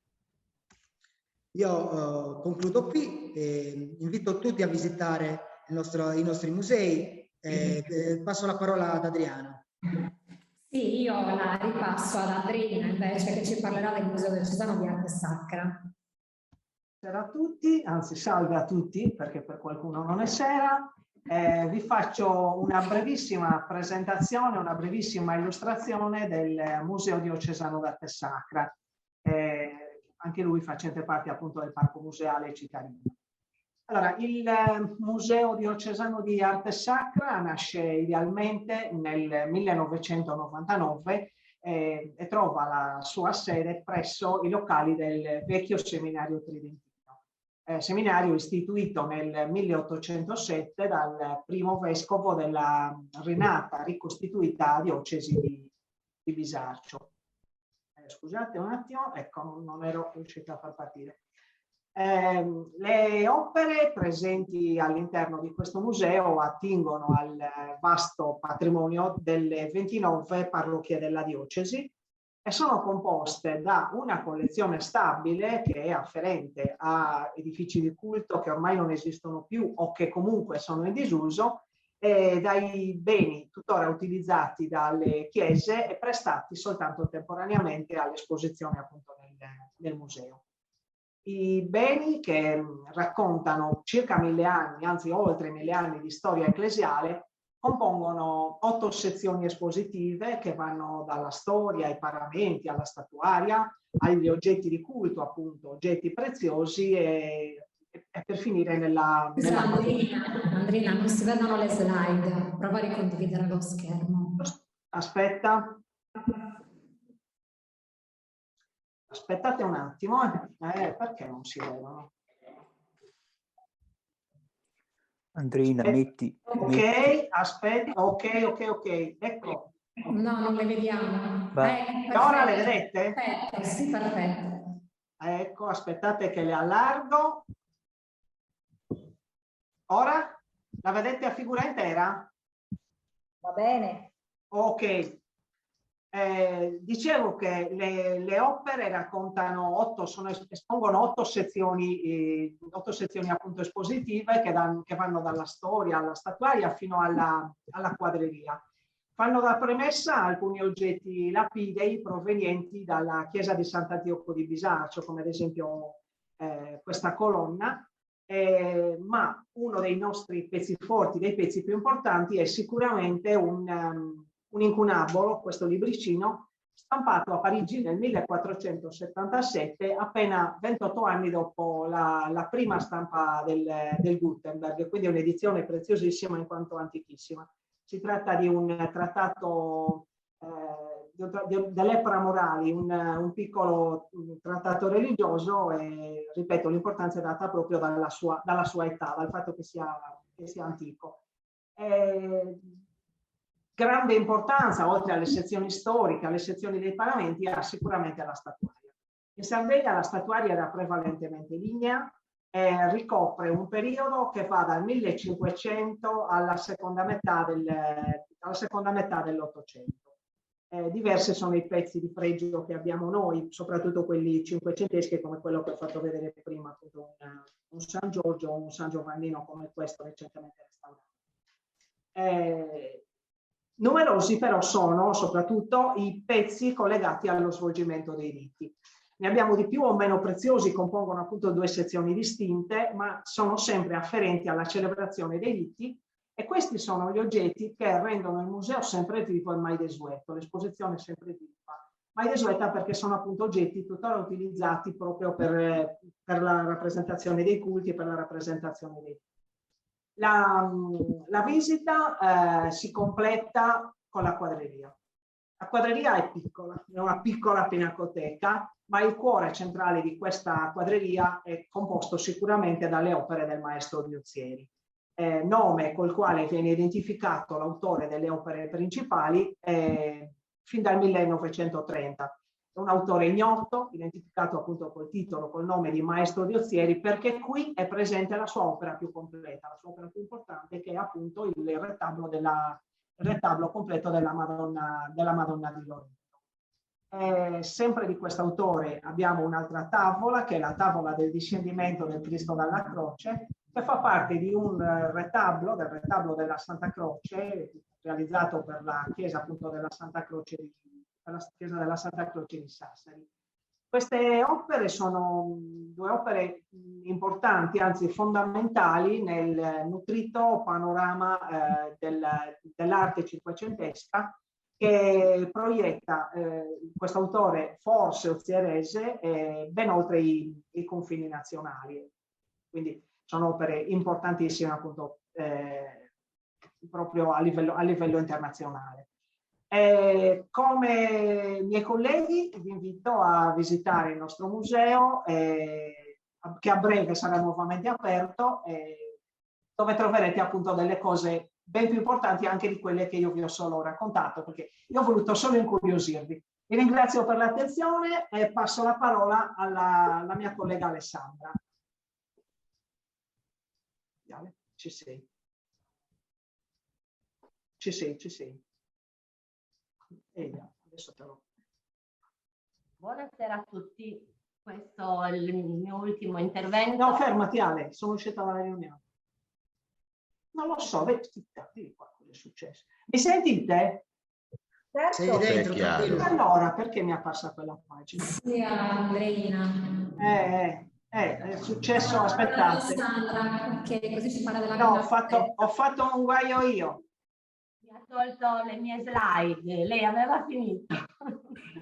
Siccome abbiamo un'unica postazione, io ho fatto... Sì, di testa mia. Siamo? Aspetta.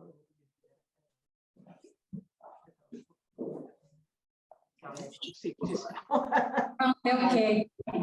Buonasera a tutti, io sono Alessandra Sanna e vi presenterò brevemente la Pinacoteca Comunale, l'ultima delle 3 strutture museali della città. Allora, la Pinacoteca cittadina è collocata nei locali della ex centrale elettrica. L'edificio viene costruito nella fine dell'Ottocento per ospitare il primo gruppo motore della Sardegna per la produzione dell'energia elettrica, appunto. E nel 1907 ha ospitato appunto la prima centrale elettrica della Sardegna. Ozieri infatti è stata proprio la prima città a poter godere dell'illuminazione pubblica, costituita allora da 200 lampade dislocate nelle principali vie del centro. Nel 1923 l'edificio viene acquistato da una famiglia di mugnai sassaresi e vi stabilirono un pastificio. Un incendio del 1968 ne limita la produzione e un secondo incendio del 1974 invece ne decretò definitivamente la cessazione dell'attività. Quello che vedete lungo il percorso sono i macchinari appunto che sono collocati all'interno della Pinacoteca e che testimoniano appunto l'utilizzo dei locali come pastificio che viene appunto utilizzato fino al 1974. Al suo interno quello che avete appena visto. Oggi la struttura così restaurata rappresenta infatti uno dei più importanti esempi di archeologia industriale della Sardegna. Dopo decenni di abbandono, il comune acquista e restaura appunto lo stabile per poter realizzare una pinacoteca cittadina che aveva appunto lo scopo di rendere fruibile parte della ricca collezione artistica ozierese. E infatti viene appunto inaugurata esattamente nel 2010 con la mostra antologica dedicata a Giuseppe Altana. Quello che vedete è proprio l'autoritratto dell'artista ozierese, un artista verista dei primi del Novecento che al meglio di tutti è stato capace appunto nelle sue opere di esaltare l'identità logudorese. Ma all'interno della Pinacoteca trova spazio appunto una ricca selezione della collezione comunale. Sono esposte infatti oltre 70 opere selezionate, dislocate in alcune sezioni permanenti, quindi oltre quella di Giuseppe Altana, a cui appunto la Pinacoteca è stata intitolata per omaggiare questo grande artista, abbiamo anche un altro artista ozierese che è appunto Pietro Timo, un artista eclettico e sperimentatore della metà del 1900. Infatti lui ha sperimentato diverse tecniche nella sua produzione artistica, ma abbiamo anche la sezione permanente che proviene dalla donazione della famiglia Marras Meloni, costituita per lo più da una collezione, da una selezione di opere di macchiaioli toscani. Un'altra invece sezione è dedicata alle opere di arte moderna, con artisti noti comunque nel panorama internazionale. Oggi la Pinacoteca è fruibile su prenotazione per ospitare mostre temporanee e varie manifestazioni di carattere culturale, artistico, ma viene utilizzata anche per la celebrazione dei riti civili. Speriamo di avervi incuriosito, scusate per i disguidi tecnici, ma siamo in diretta e vi aspettiamo appunto per ospitarvi nelle nostre strutture. Buonasera a tutti. Bene, grazie Andrina, grazie Alessandra, grazie Giovanni. Diciamo che ora passiamo ad un altro argomento, ora tralasciamo un po' la cultura e passiamo invece ad un'altra cultura, che è quella culinaria, e quella delle produzioni tipiche. Quindi diamo la parola all'assessore Anastasia Ladu che ci parlerà appunto di produzioni tipiche e ci farà insomma vedere e poi ci illustrerà quella che è appunto la nostra tradizione enogastronomica.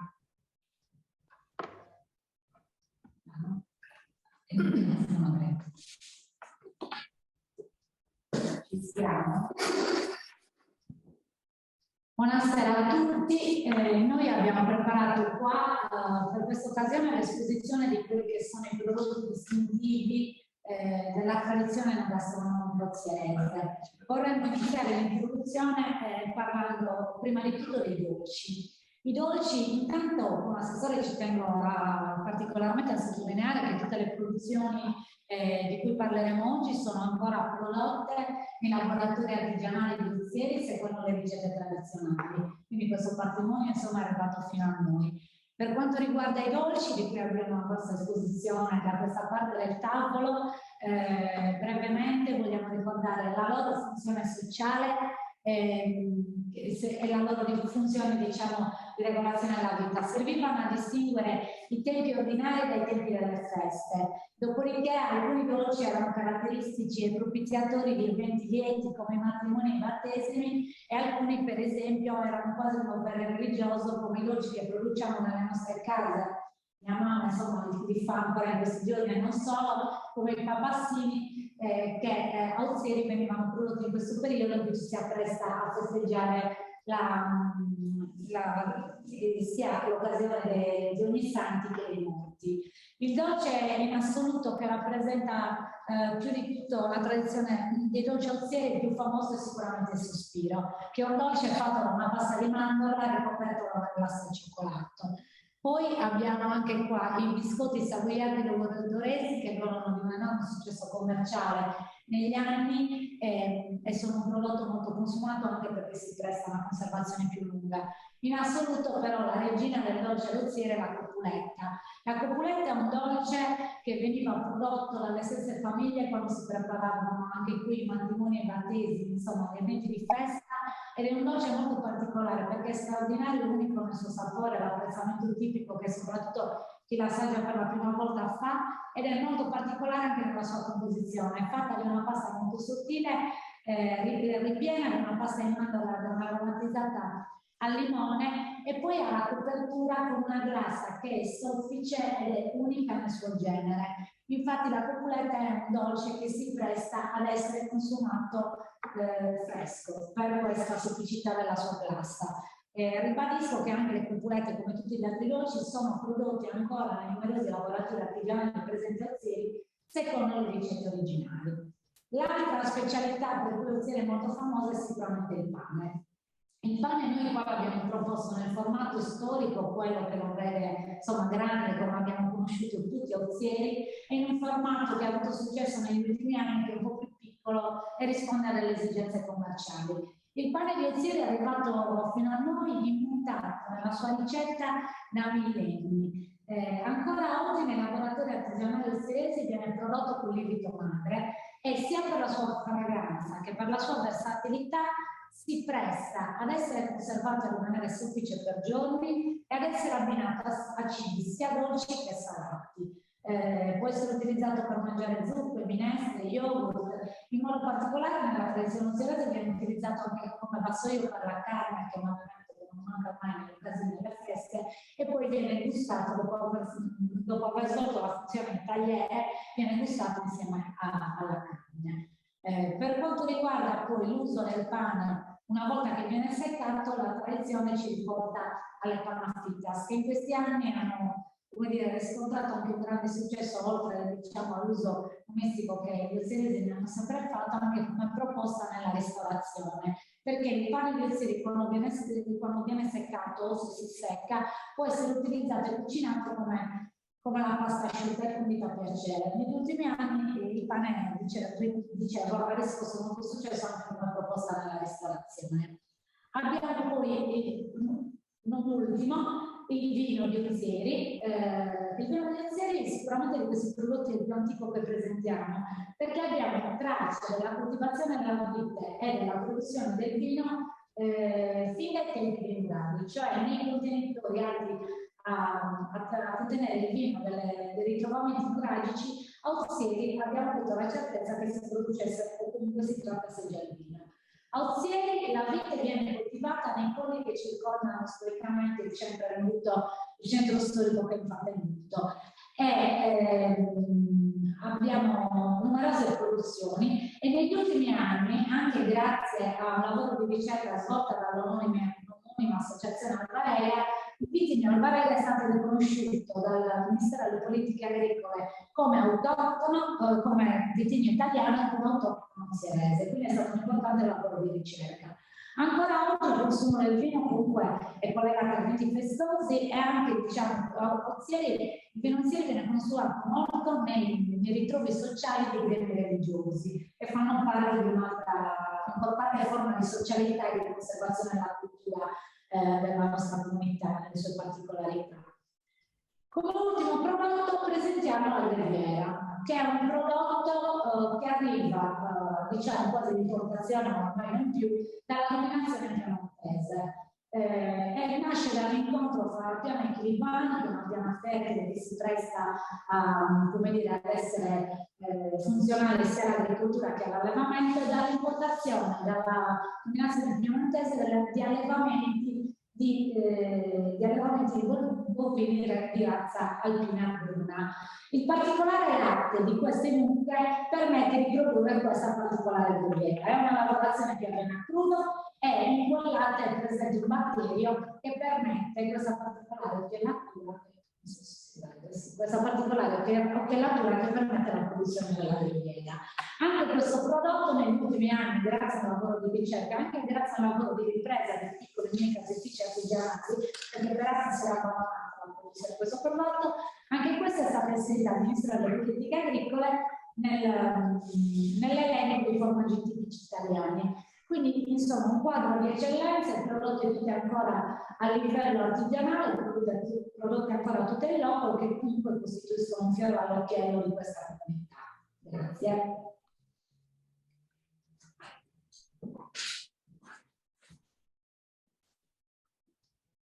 Ci rimettiamo in posizione. Io passerei di nuovo la parola a Maria Francesca, che invece ci illustrerà brevissimamente le feste di Ozieri e insomma gli appuntamenti ricorrenti nella nostra città.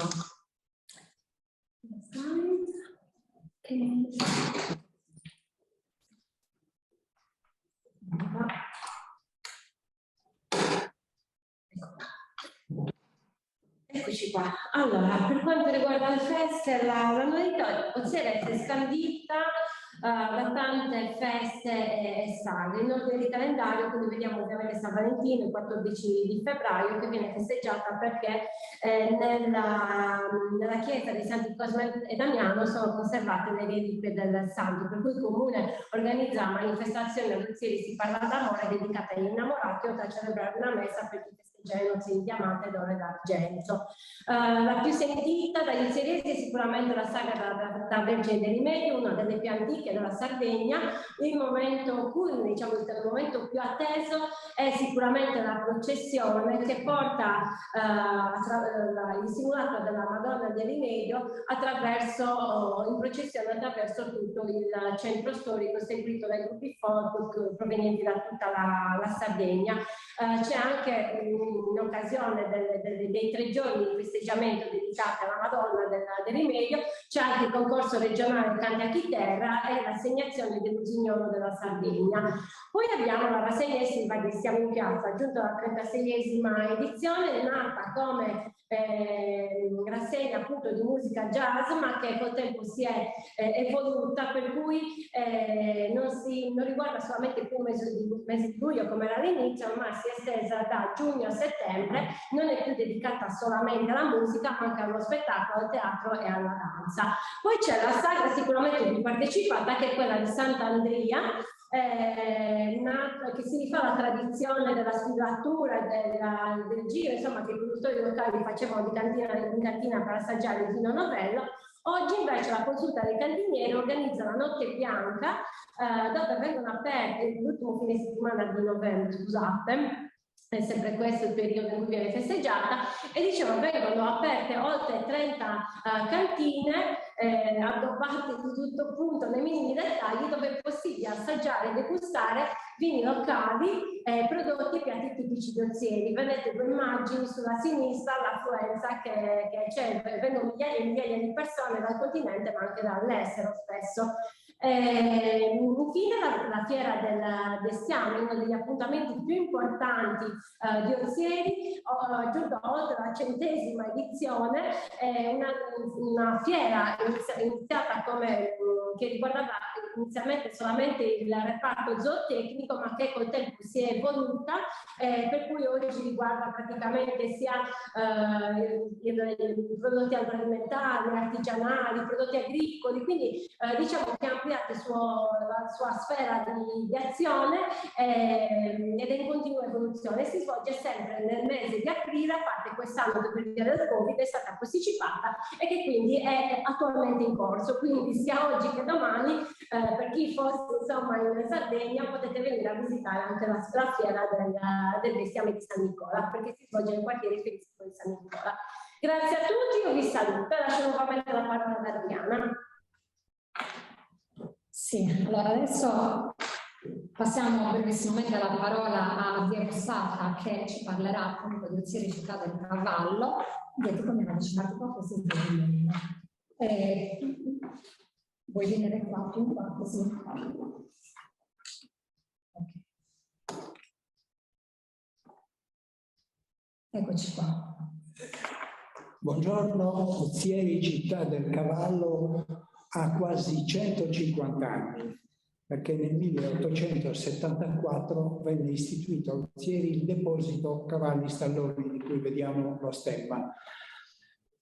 Il compito era quello di coordinare e sviluppare il servizio di riproduzione per poter produrre un cavallo adatto all'esercito, cioè ai reggimenti e agli squadroni di cavalleria. E la cosa funzionò molto bene, perché in capo a pochi anni gli stalloni che entrarono nel deposito arrivarono addirittura a un centinaio. Tutto procedeva per il meglio, i cavalli nascevano, i puledri venivano acquistati dall'esercito, quando nel 1915 venne fatta la rivoluzione cosiddetta dell'istituzione delle stazioni ippiche selezionate, cioè il capitano Grattarola, direttore del deposito, fece approvare dal Ministero questo progetto per standardizzare la produzione. In quello stesso momento veniva bandito il puro sangue per scegliere, come vedete in queste immagini, il cavallo il cavallo orientale, cioè l'antico cavallo del deserto di cui in Sardegna si riuscì ad avere una buona importazione dalla Siria, dalla Mesopotamia. Non basta, dopo qualche anno un altro direttore del deposito Stalloni, il capitano Bruno Vanzi, pensò che questi cavalli dovevano essere anche testati e quindi nacque l'ippodromo di Chirivani, che venne inaugurato alla presenza del re Vittorio Emanuele III nel 1921. E questa fu una grande rivoluzione, perché la passione atavica dei sardi per le corse dei cavalli si scatenò e divenne come dire, un'attività irresistibile. Qua vediamo il capitano Vanzi e il cavaliere Luigi Comida, che fu anche lui fautore, perché mise a disposizione dell'ippodromo i terreni di famiglia, gli stessi terreni sui quali oggi insiste l'ippodromo. Quindi ci fu un grande sviluppo delle corse tra gli anni 20 e gli anni 30, con un grande progresso dal punto di vista selettivo. Basta pensare che ai primi degli anni 30 l'altezza media del cavallo sardo selezionato fino a quel momento e di tipo orientale arabo raggiungeva un'altezza media di 1,43. Alla fine degli anni 30 e verso la metà degli anni 40 avevamo raggiunto già l'altezza di 1,50. Questo avveniva perché venivano fatti degli incroci molto importanti. Nel frattempo cos'è successo? Che l'evoluzione della razza non poteva più basarsi solo sullo stallone puro sangue arabo, ma alcuni ippologi ed esperti imposero e riuscirono a far utilizzare il puro sangue. E in quel momento nasce l'anglo-arabo sardo. Quindi siamo già, queste sono immagini dell'ambiente che si viveva all'ippodromo, un ambiente raffinato, un ambiente elegante, un ambiente culturale e civile molto evoluto, alla pari con, se vogliamo, le più grandi città del mondo, perché se voi oggi andate in una grande città di qualsiasi paese, se c'è l'ippodromo vuol dire che c'è evoluzione e che c'è civiltà, se non c'è l'ippodromo vuol dire che manca qualcosa. Quindi Ozieri ha avuto questo privilegio del primo ippodromo ufficiale in Sardegna e del suo notevole sviluppo.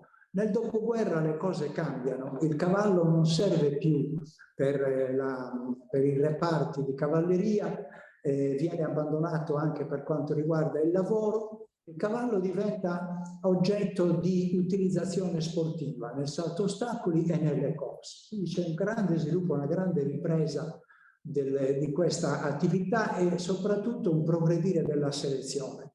Nasce l'Istituto Incremento Ippico, il deposito Stalloni viene chiuso, sciolto dal governo italiano, la Sardegna non lascia morire questa istituzione, ma attraverso la regione sarda fa nascere l'Istituto Incremento Ippico della Sardegna con legge regionale del 1969. 2 anni prima era stata istituzionalizzata la razza dell'anglo-arabo sardo e a partire da quel momento siamo, diciamo, nella modernità, nello sviluppo, nel grande exploit del cavallo sardo che diventa il protagonista delle corse e soprattutto del salto ostacoli anche a Piazza di Siena, anche a livello internazionale. Qui vedete dei campioni di salto ostacoli nati e allevati in Sardegna.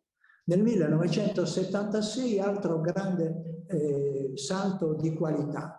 L'ippodromo di Chirivani diventa ippodromo nazionale, entra nel circuito nazionale, viene ristrutturato con un contributo a fondo perduto dell'UNIRE, l'Unione Nazionale Incremento Razze Equine, e da quel momento è l'esplosione, l'allevamento. Basti pensare che da 600 fattrici selezionate in una ventina d'anni si passa a 1800. Oggi, dopo varie vicissitudini, le fattrici selezionate sono intorno a 1500, nascono ogni anno 600 o 700 puledri. C'è stata una regressione perché negli anni 2000 c'è stata la crisi dell'ippica nazionale. Quello che è importante sottolineare è che le riunioni di corse al galoppo a Chilivani richiamano pubblico da tutta la Sardegna. A volte a Chilivani c'è più pubblico di quanto non ce ne sia nelle partite della Torres o di altre squadre importanti, perché la passione ippica in Sardegna coinvolge tutto il popolo, c'è una grande passione. E oggi l'ippodromo, da 10 anni ormai, 12 anni, appartiene al comune di Ozieri, che dopo varie vicissitudini l'ha avuto, diciamo così, a costo per il prezzo simbolico di €1 dalla regione sarda, che a un certo punto ha sciolto l'istituto incremento ippico, ha creato un'agenzia per i servizi ippici e si è liberata dell'ippodromo.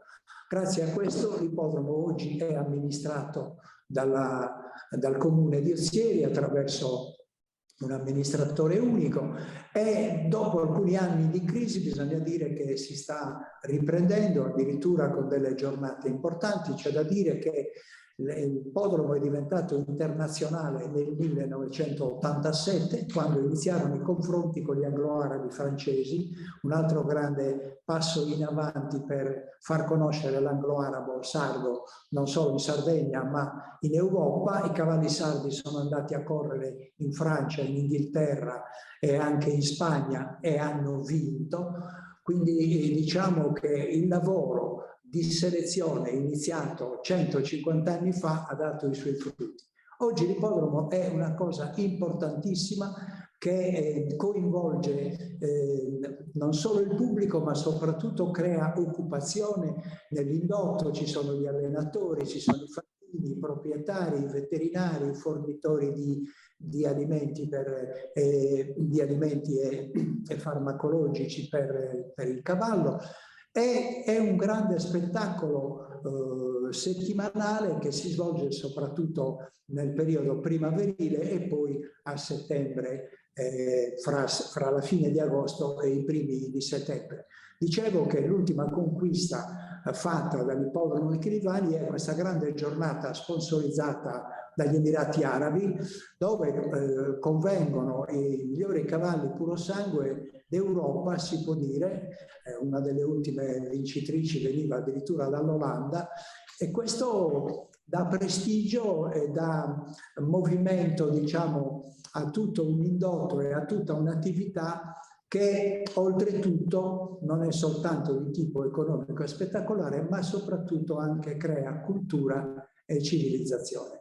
Ozieri, possiamo veramente dire con orgoglio, è la città del cavallo, non solo in Sardegna, ma direi la città del cavallo in Italia. Grazie Diego per questa tua testimonianza. Io direi che abbiamo concluso con i nostri interventi. Il sindaco vuole fare un saluto.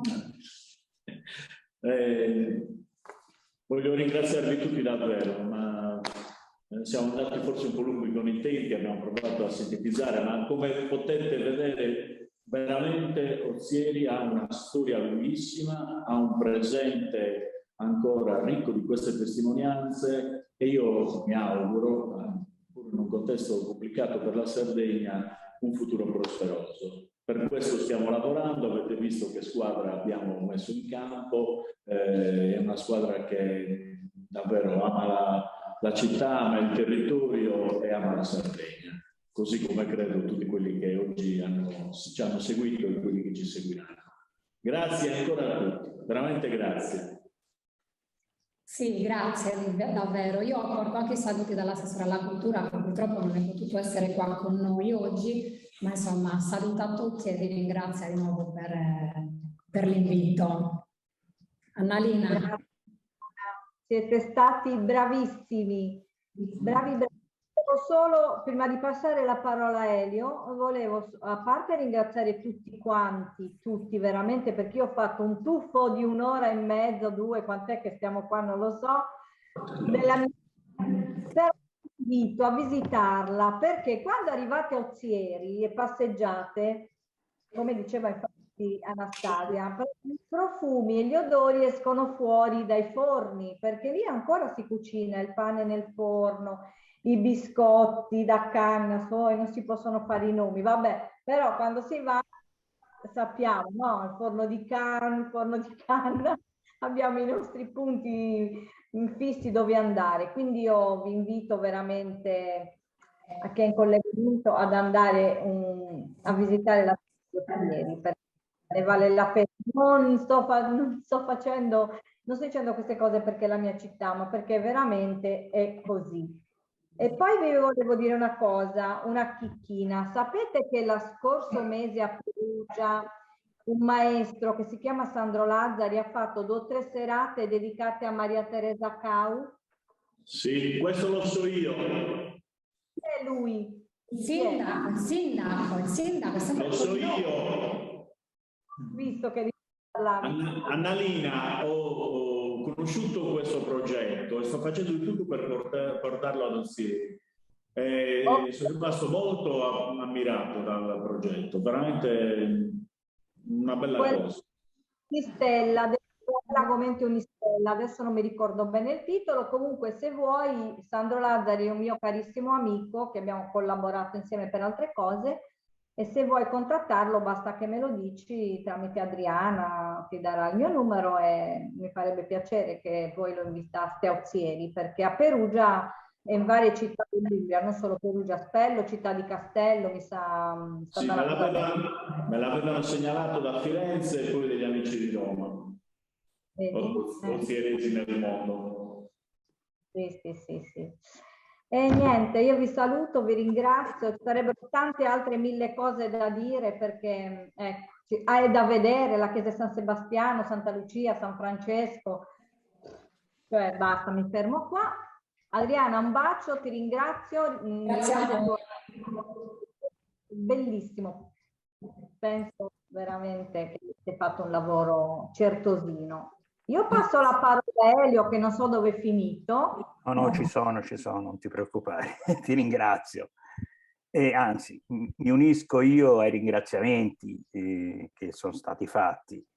Sinceramente come laboratorio, devo dire, abbiamo trovato tanta competenza, serietà, conoscenza e passione. Passione soprattutto perché comunque oggi è sabato e siete stati 2 ore con noi a raccontarci come curate il vostro paese, il vostro territorio. Quindi complimenti anche per gli spunti dati. Sì, è vero, diciamo, il nostro laboratorio non è fine a se stesso, non è soltanto per vedere qualche città, è per finalizzare chiaramente, continuare questo progetto che si vuole concretizzare, cioè dopo il fumo vogliamo anche assaggiare, assaporare, quindi anche vedere le cose del reale. Quindi sì, stiamo andati alla ricerca di mete turistiche, come diceva lo stesso sindaco, non convenzionali, da scoprire, da far incuriosire le persone. Per cui ci siete riusciti a raccontarci la vostra ricchezza, la particolarità e la specificità del territorio. Mi ha molto incuriosito anche la parte non soltanto archeologica o storica, ma anche la parte moderna, che comunque è una bella vetrina. E come dico io, anche quello viene considerato, non io, l'abbiamo detto all'inizio del progetto, quello viene considerato un turismo di seconda fascia, è un turismo che può attrarre probabilmente un pubblico diverso, ma che esiste, che è reale e che se ne rinforza sempre di più nella consapevolezza che comunque la bellezza è da ricercare. E per cui vi ringrazio moltissimo. Vi volevo aggiungere anche per comunicarvelo, dei circoli sono stati presenti, oltre La Plata, dall'Argentina era presente Rosario e Tucumán, oltre a Shanghai era presente Tokyo e l'avevamo visto, e il Belgio. E dalla parte del centro, oltre Fiorano, rappresentato qui da Mario Ledda, e probabilmente anche qualche altro suo circolo ci sarà, abbiamo visto Prato, Ciampino, Firenze, Siena, Roma, la Crase Lai e Pesaro. Per cui il nostro viaggio continua, vi do 3 appuntamenti per chi ci vuole seguire. Il 6 novembre, sempre a Sardegna si racconta, avremo Ianas su Incanto, promosso dal Circolo di Siena, su Serradile. Il 20 novembre, sempre la Sardegna si racconta, Martis, promosso dal Circolo Crase Maria Lai di Roma. E poi abbiamo anche un appuntamento molto importante, va bene, il 27 novembre, Feminas de Sumundu, promosso dai vari circoli in occasione della giornata, che è il 25 novembre, internazionale contro la violenza alle donne. A questo punto vi saluto. Se volete continuare ad usare le credenziali che avete, alle 18 ci potete trovare in piazza Santa Croce al Circolo di Firenze a presentare un libro, guarda caso, che è La vita delle maschere, itinerario sentimentale attraverso i carnevali sardi. Io vi saluto, vi ringrazio e spero di vedervi, come dice Annalina e come dice anche la Presidente Menneas, direttamente a Ozieri. Grazie. Grazie. Ciao, grazie mille. Ciao, ciao. Ciao, arrivederci. Ciao. Ciao a tutti. Un abbraccio Mario. Arrivederci. Un abbraccio Mario.